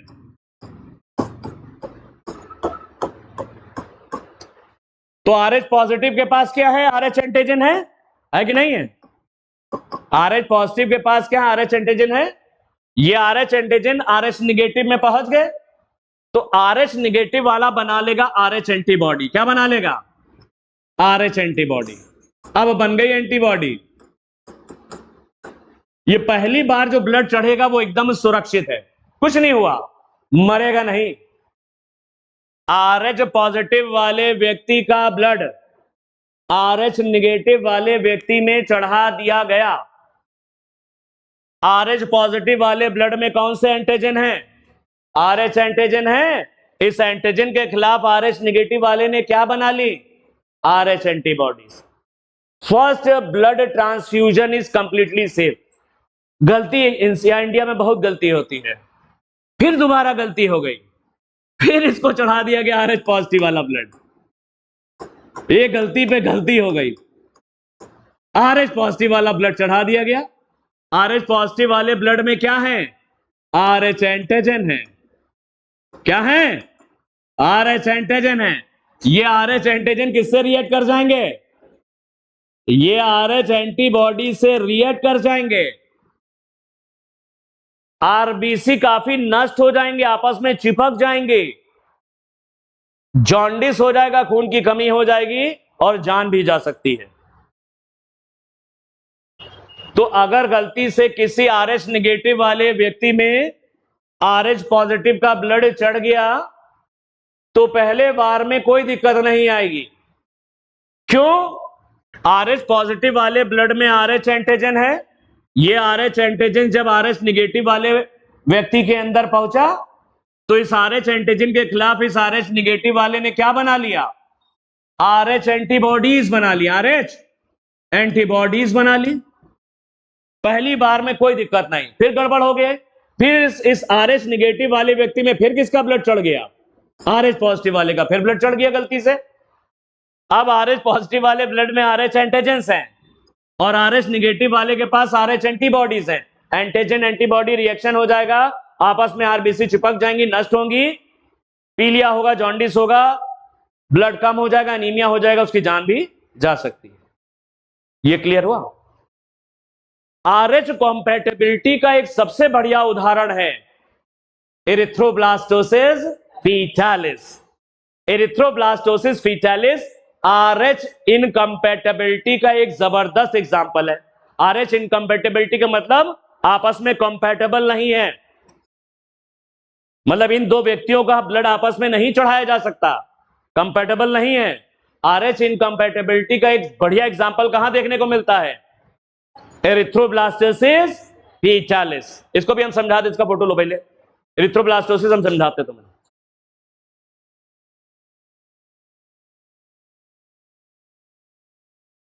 RH इनकम्पैटिबिलिटी का एक बढ़िया एग्जाम्पल है एरिथ्रोब्लास्टोसिस फीटालिस। ठीक, ये याद रखना है ये चीज, वरना वो अभी आगे वाला नहीं समझ में आएगा। फिर से बताएं, देखो एक एंटीजन और पाया जाता है आरबीसी की सतह पे हमारे ए और बी के अलावा, वो है RH एंटीजन। जिसके पाया जाएगा आरबीसी की सतह पर वो RH पॉजिटिव हो जाएगा और नहीं होगा तो RH निगेटिव हो गया। RH पॉजिटिव वाले व्यक्ति में आरबीसी की सतह पर RH एंटीजन तो होगा लेकिन एंटीबॉडी उसके प्लाज्मा में नहीं होती, कोई RH एंटीबॉडी नहीं होती। RH निगेटिव वाले के पास ना RH एंटीजन होगा आरबीसी की सतह पर और ना ही ब्लड प्लाज्मा के अंदर RH एंटीबॉडीज होंगी, कुछ नहीं होता। तो RH एंटीबॉडी तो दोनों में नहीं है। क्लियर? ठीक। अब RH निगेटिव वाले व्यक्ति में RH पॉजिटिव वाला ब्लड गलती से चढ़ गया। RH पॉजिटिव वाले ब्लड में RH एंटीजन है, इस एंटीजन के खिलाफ इस RH निगेटिव वाले व्यक्ति ने RH एंटीबॉडीज बना लिया, कोई दिक्कत नहीं है, मरेगा नहीं, जिंदा रहेगा। गलती फिर कर दी, फिर से इस RH निगेटिव पर RH पॉजिटिव का ब्लड चढ़ा दिया। RH पॉजिटिव वाले ब्लड में RH एंटीजन्स हैं, अब यहां पर RH निगेटिव वाले के पास क्या बन गई हैं? RH antibodies. तो एंटीजन एंटीबॉडी रिएक्शन होगी, बहुत सारी आरबीसी आपस में चिपक जाएंगी, नष्ट होंगी, और जान तक जा सकती है। ठीक, तो ब्लड चढ़ाने से पहले आरएच फैक्टर को मिलाना भी जरूरी है। आरएच फैक्टर, जैसे हम लोग आरएच पॉजिटिव को आरएच पॉजिटिव वाले को दो, आरएच नेगेटिव वाले का आरएच नेगेटिव वाले को दो। जैसे हमारा ओ आरएच पॉजिटिव है, मेरा ब्लड ग्रुप है ओ आरएच पॉजिटिव, तो हमें कोशिश करना चाहिए सेम ब्लड ग्रुप चढ़ाया जाए। सेम ही चढ़ाया जाता है आजकल। रेयर केस में अगर नहीं मिल रहा तो दूसरा चढ़ाया जा सकता है, जो कंपैटिबल, जो हमने चार्ट के हिसाब से, चार्ट में जो दे रखा उसके हिसाब से आप कुछ चढ़ा सकते हैं। चलो, एरिथ्रोब्लास्टोसिस फीटालिस किसका उदाहरण है? आरएच इनकम्पैटिबिलिटी का। Erythroblastosis fetalis, erythroblastosis fetalis. यह फिनोमेना कब देखने को मिलता है? जब मदर आरएच पॉजिटिव हो, आरएच नेगेटिव हो और पेट में पल रहा फीटस यानी बच्चा आरएच पॉजिटिव हो। यह कब देखने को मिलेगा? कंडीशन ये होनी चाहिए, मां कैसी हो? आरएच नेगेटिव और पेट में बच्चा कैसा हो? बच्चा पेट में आरएच पॉजिटिव क्यों आया? क्योंकि इसका पिताजी आरएच पॉजिटिव होगा, तभी तो बच्चा आरएच पॉजिटिव अंदर। मां आरएच नेगेटिव है, बच्चा आरएच पॉजिटिव है, तो मां और बच्चे का ब्लड आपस में मिक्स नहीं होता प्लेसेंटा की वजह से। प्लेसेंटा की वजह से ब्लड आपस में एक दूसरे का मिक्स नहीं होता। लेकिन डिलीवरी के समय जब बच्चे का जन्म हो रहा है, उस समय कोई इंजरी हो गई, कोई घाव लग गया, और उस घाव की वजह से थोड़ा सा फीटस का ब्लड, इसका थोड़ा सा ब्लड किसमें चला गया? फीटस का ब्लड मां में चला गया। फीटस कैसा था? RH positive. कौन से एंटीजन थे इसके पास?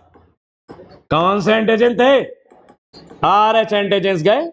जब फीटस आरएच पॉजिटिव है, इसके आरएच एंटीजन मां के अंदर चले गए, मां इस एंटीजन के खिलाफ क्या बना लेगी? RH antibodies. तो पहली डिलीवरी में कुछ नहीं होगा, बच्चा सुरक्षित है, हो गया। लेकिन अब एक मां ऐसी तैयार हो चुकी है, मां ऐसी तैयार हो चुकी है जो है तो आरएच नेगेटिव, लेकिन इसके शरीर में क्या बन चुकी है? आरएच एंटीबॉडीज बन चुकी है। फिर से दोबारा बच्चा पेट में आया, दोबारा अगर फीटस मां के पेट में आया, और ये फीटस जो है नेक्स्ट फीटस है, नेक्स्ट फीटस भी कैसा है? नेक्स्ट फीटस भी इफ आरएच पॉजिटिव, अगर आरएच पॉजिटिव है तब गड़बड़ हो सकता है। क्या गड़बड़ हो सकता है? दूसरा बच्चा भी अगर पेट में आया, नेक्स्ट बच्चा वो आरएच पॉजिटिव है, तो क्या करोगे? तो होगा क्या? इस बार भी डिलीवरी के समय क्या हो गई? इंजरी हो गई, घाव हो गया, और उस घाव की वजह से अब मां का ब्लड फीटस में चला गया। उल्टा, आरएच नेगेटिव मदर का ब्लड इस फीटस के अंदर चला गया। इस फीटस के पास क्या थे? आरएच पॉजिटिव था, तो क्या थे इसके पास? आरएच एंटीजन, और ये आरएच एंटीबॉडीज है। एंटीजन एंटीबॉडी रिएक्शन होगी, बहुत सारी आरबीसी खराब होगी, बच्चे को जॉन्डिस हो जाएगा, पीलिया हो जाएगा, खून की कमी हो जाएगी, बच्चे की जान भी जा सकती है। इस फिनोमेना को क्या बोलते हैं? Erythroblastosis fetalis. एरिथ्रोब्लास्टोसिस फीटालिस कब देखने को मिलता है? जब मदर आरएच नेगेटिव और फीटस पेट में जो है आरएच पॉजिटिव हो। यह देखना, पहली डिलीवरी सेफ है। क्यों सेफ है? फिर से देखो, पहली बार में हुआ क्या? पहली बार में बच्चे का थोड़ा सा ब्लड, फर्स्ट प्रेगनेंसी में क्या हुआ? बच्चे का थोड़ा सा ब्लड किसमें चला गया? मां के शरीर में चला गया। कब? नॉर्मली मां और बच्चे का ब्लड आपस में मिक्स नहीं होता प्लेसेंटा की वजह से, बीच में प्लेसेंटा है, ब्लड मिक्सिंग नहीं होती। लेकिन डिलीवरी के समय, बच्चे के जन्म के समय कोई घाव हो गया, और मां का और घाव हो गया, और फीटस का थोड़ा सा ब्लड मां के शरीर में चला गया।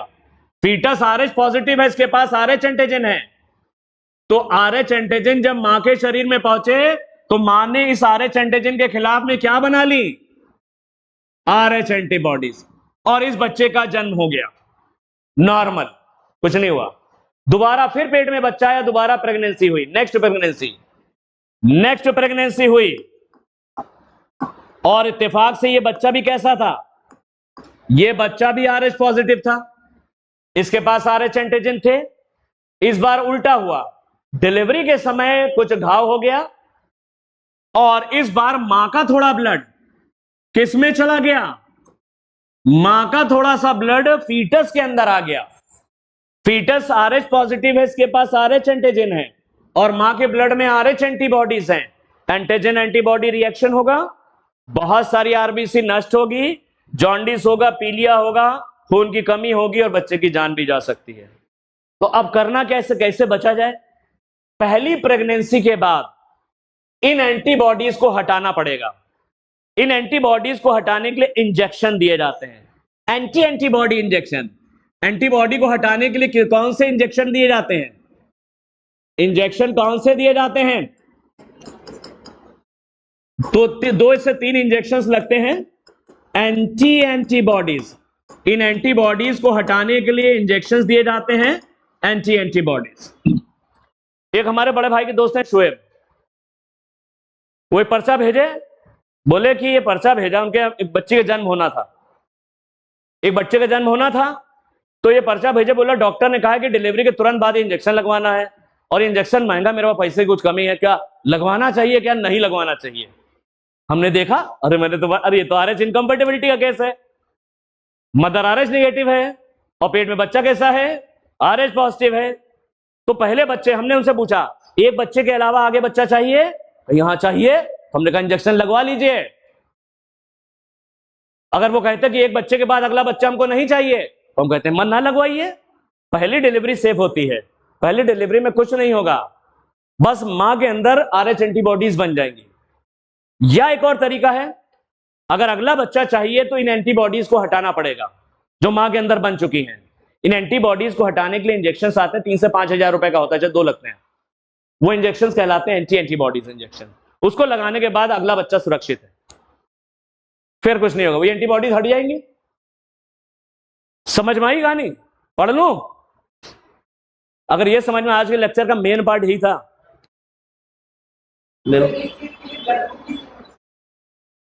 ब्लड ग्रुप भी सेम ही चाहिए, कोशिश करनी चाहिए कि सेम ही ब्लड ग्रुप हो।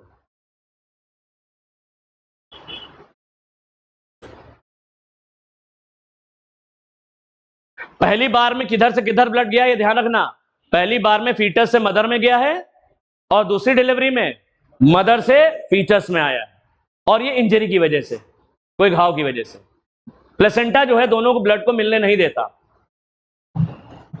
और घाव होना नॉर्मल बात है, डिलीवरी के समय घाव वगैरह हो जाते हैं थोड़े बहुत। चलो पढ़ लेते हैं।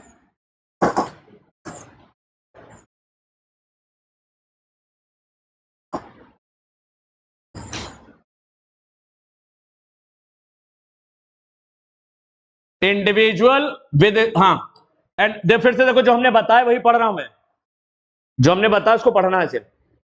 N RH negative person is expose to RH positive blood. एक RH नेगेटिव व्यक्ति को RH पॉजिटिव ब्लड चढ़ा दिया गया गलती से, will form specific antibodies against the RH antigen. तो ये RH एंटीजन के खिलाफ क्या बना लेगा? RH antibodies. क्या बना लेगा? मरेगा नहीं, RH एंटीबॉडीज बना लेगा। Therefore, RH group should also be matched before transfusion. Transfusion कहते हैं ब्लड चढ़ाने से पहले RH ग्रुप को भी मैच करना पड़ेगा, RH ग्रुप भी मैच करना पड़ेगा। एरिथ्रोब्लास्टोसिस फीटालिस, ये RH इनकॉम्पेटिबिलिटी का यानी मिसमैचिंग का बढ़िया एग्जांपल है। A special case of RH incompatibility यानी mismatching has been observed between, किसमें ऑब्जर्व होगा?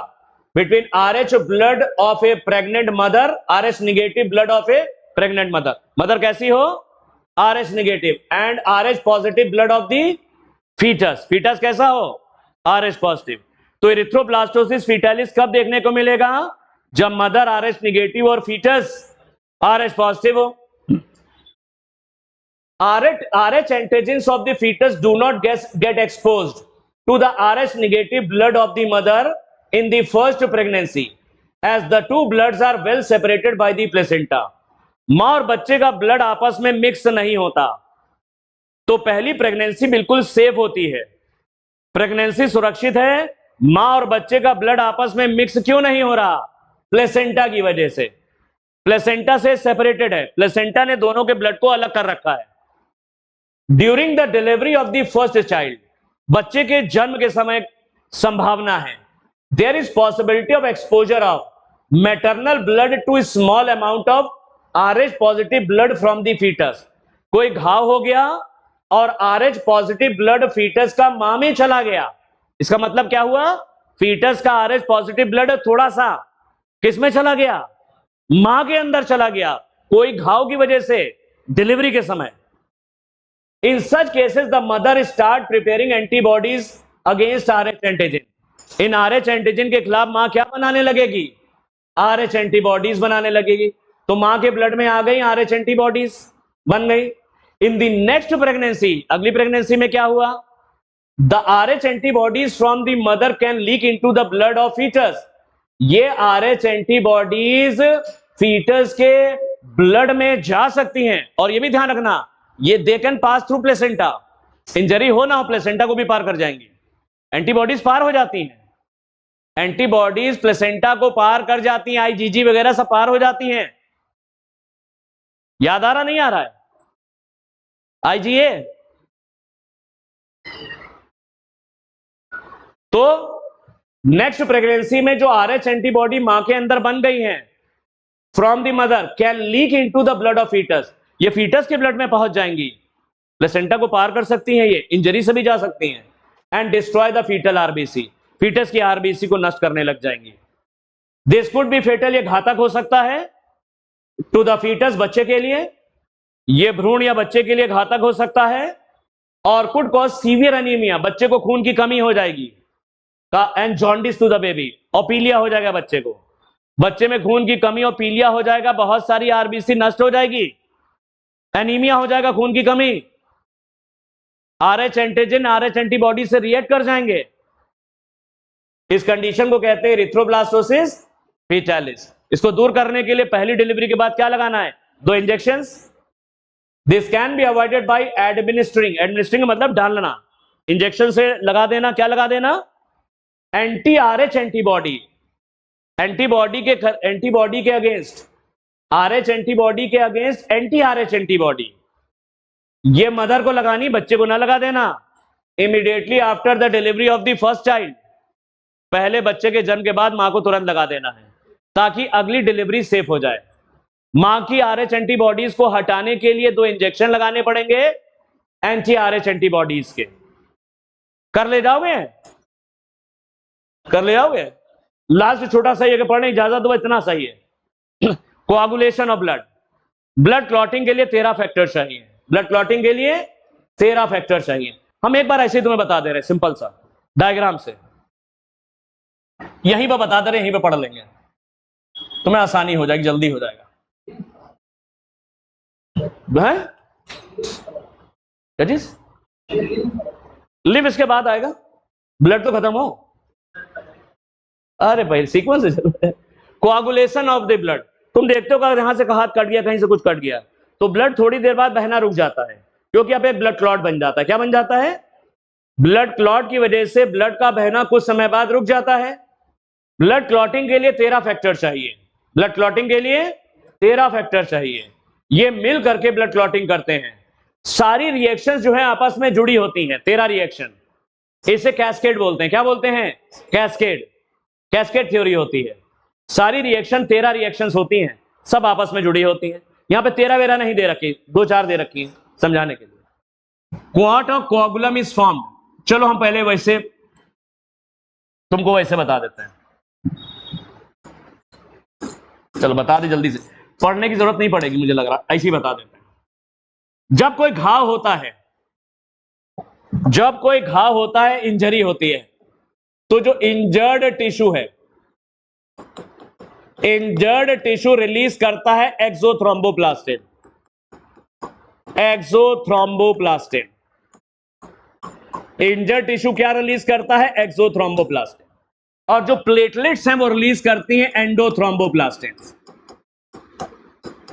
प्लेटलेट्स क्या रिलीज करती हैं? एंडोथ्रोम्बोप्लास्टिन्स। एंडोथ्रोम्बोप्लास्टिन्स।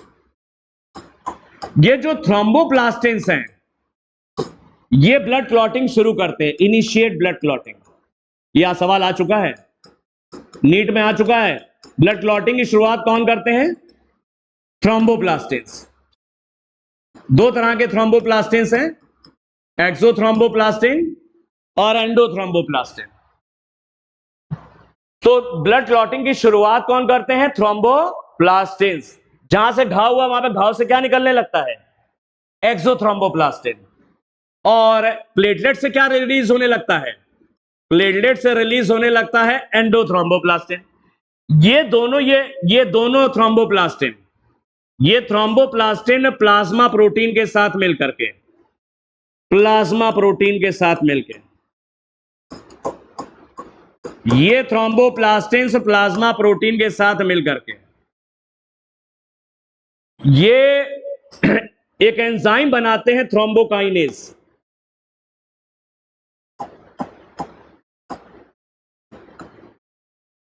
या इसे प्रोथ्रोम्बिनेज भी कहते हैं, थ्रोम्बोकाइनेज याद रखो। तो एक्सोथ्रोम्बोप्लास्टिन, एंडोथ्रोम्बोप्लास्टिन ये प्लाज्मा प्रोटीन के साथ मिलकर क्या बनाते हैं? थ्रोम्बोकाइनेज एंजाइम, थ्रोम्बोकाइनेज बनाते हैं। थ्रोम्बोकाइनेज ये प्रोथ्रोम्बिन को, प्रोथ्रोम्बिन जो कि इनएक्टिव है, इनएक्टिव प्रोथ्रोम्बिन को बदल देते हैं एक्टिव थ्रोम्बिन में, एक्टिव थ्रोम्बिन में।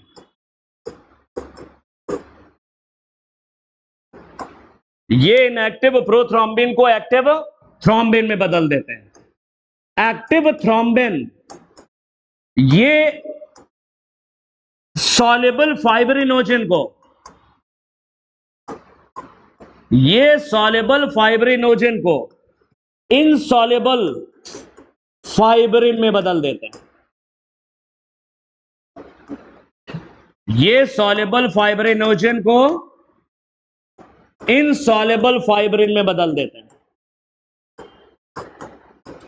सारी रिएक्शन आपस में जुड़ी है, इसे कैस्केड बोलते हैं, कैस्केड। और हर जगह चाहिए कैल्शियम आयंस, हर जगह क्या चाहिए? Calcium ion. तो ब्लड क्लॉटिंग के हर एक स्टेप पे कौन से आयन की जरूरत पड़ती है? Calcium ions. और विटामिन के भी चाहिए, विटामिन के helps in the formation of blood clotting factors। Blood clotting factors को बनाने में ये विटामिन के भी हेल्प करता है। तो ब्लड क्लॉटिंग में कौन सा विटामिन चाहिए? विटामिन के। इसको नोट करो, फिर से बता रहे हैं, हो गया। इसको फोटो ले, फिर से एक बार हम बता रहे हैं। एनसीईआरटी ने नीचे से लिखा है, हमने ऊपर से उल्टा सीधा बताया, इसने नीचे से लिखा है। एनसीईआरटी ने फाइब्रिन से शुरू किया। फाइब्रिन जो होते हैं ये, हो गया। फिर से देखो, जहां पे घाव हुआ, कट लगा है, कट लगा, वहां से क्या रिलीज हुआ? एक्सोथ्रोम्बोप्लास्टिन। और प्लेटलेट ने क्या रिलीज किया? एंडोथ्रोम्बोप्लास्टिन। तो ब्लड क्लॉटिंग की शुरुआत यहां से हो गई, थ्रोम्बोप्लास्टिन ने की। किसने की? थ्रोम्बोप्लास्टिन ने। थ्रोम्बोप्लास्टिन इनिशिएट करते हैं, थ्रोम्बोप्लास्टिन्स इनिशिएट ब्लड क्लॉटिंग। ये दोनों थ्रोम्बोप्लास्टिन्स ब्लड की प्लाज्मा प्रोटीन से और कैल्शियम आयन के साथ मिलकर बनाते हैं थ्रोम्बोकाइनेज। थ्रोम्बोकाइनेज इनएक्टिव प्रोथ्रोम्बिन को बदल देता है एक्टिव थ्रोम्बिन में। एक्टिव थ्रोम्बिन इनसॉल्युबल फाइब्रिनोजन को इनसॉल्युबल फाइब्रिन में बदल देता। फाइब्रिन के धागे आकर के एक जाल बना लेते हैं जहां पे कट लगा होता है, और ये जाल ऐसा बनाते हैं कि जो फॉर्म्ड एलिमेंट्स हैं, यानी आरबीसी, डब्ल्यूबीसी और प्लेटलेट बाहर निकल नहीं पाती, ब्लड का बहना रुक जाता है। इसे ब्लड क्लॉटिंग कहते हैं। इसे क्या कहते हैं? Blood clotting. फाइब्रिन जाल बना लेता है जहां पे कट लगा है। ये इनसॉल्युबल है। कैसा है ये? इनसॉल्युबल। पढ़ लेते हैं बस।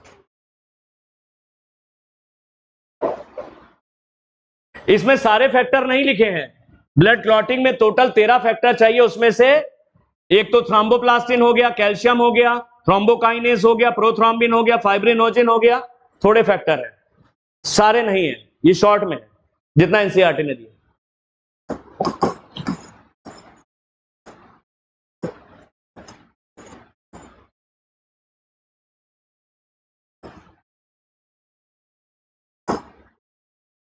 क्लॉट और कोगुलम इज फॉर्म्ड। क्लॉट कैसे बनता है? क्लॉट को कोगुलम भी कहते हैं। Formed of a network of thread called fibrin. Fibrin के धागे जो होते हैं जाल बना लेते हैं जहां पे कट लगा होता है। In which dead and damage formed elements of blood are trapped. जो फॉर्म्ड एलिमेंट्स हैं आरबीसी, डब्ल्यूबीसी और प्लेटलेट, जो डैमेज हो चुके हैं वो उसमें आके फंस जाते हैं और ब्लड का बहना रुक जाता है, इसे ब्लड क्लॉटिंग कहते हैं। तो ब्लड क्लॉटिंग में फाइब्रिन्स जो होते हैं वो आकर के यहां पर एक जाल बना लेते हैं। Injured tissue synthesizes exothromboplastin and platelet synthesize endothromboplastin. Both these thromboplastin react with plasma protein in the presence of calcium ion to form thrombokinase enzyme. Thrombokinase enzyme converts inactive prothrombin into active thrombin in the presence of calcium ion. Calcium ion हर एक step पे चाहिए। Thrombin converts inactive fibrinogen into active fibrin. Fibrin is an insoluble protein. Fibrin fibers form network on the cut or wound. ये घाव के ऊपर एक जाल बना देते हैं फाइब्रिन के insoluble fibers in which blood cells got trapped. रुधिर कोशिकाएं इसमें फंस जाती, रुधिर बाहर निकलना बंद हो जाता है, ब्लड बाहर निकलना बंद हो जाता है, इन फाइब्रिन के जाल में फंस जाती हैं ब्लड सेल्स। इसी को कहते हैं blood clotting. Calcium ion play a very important role in clotting. Calcium ion important role play करते हैं हर एक स्टेप पे। लेकिन एक चीज ध्यान रखना, थ्रोम्बोप्लास्टिन ये ब्लड की क्लॉटिंग की शुरुआत करते हैं, याद कर लेना, फिर से आ सकता है, कर ले जाओगे।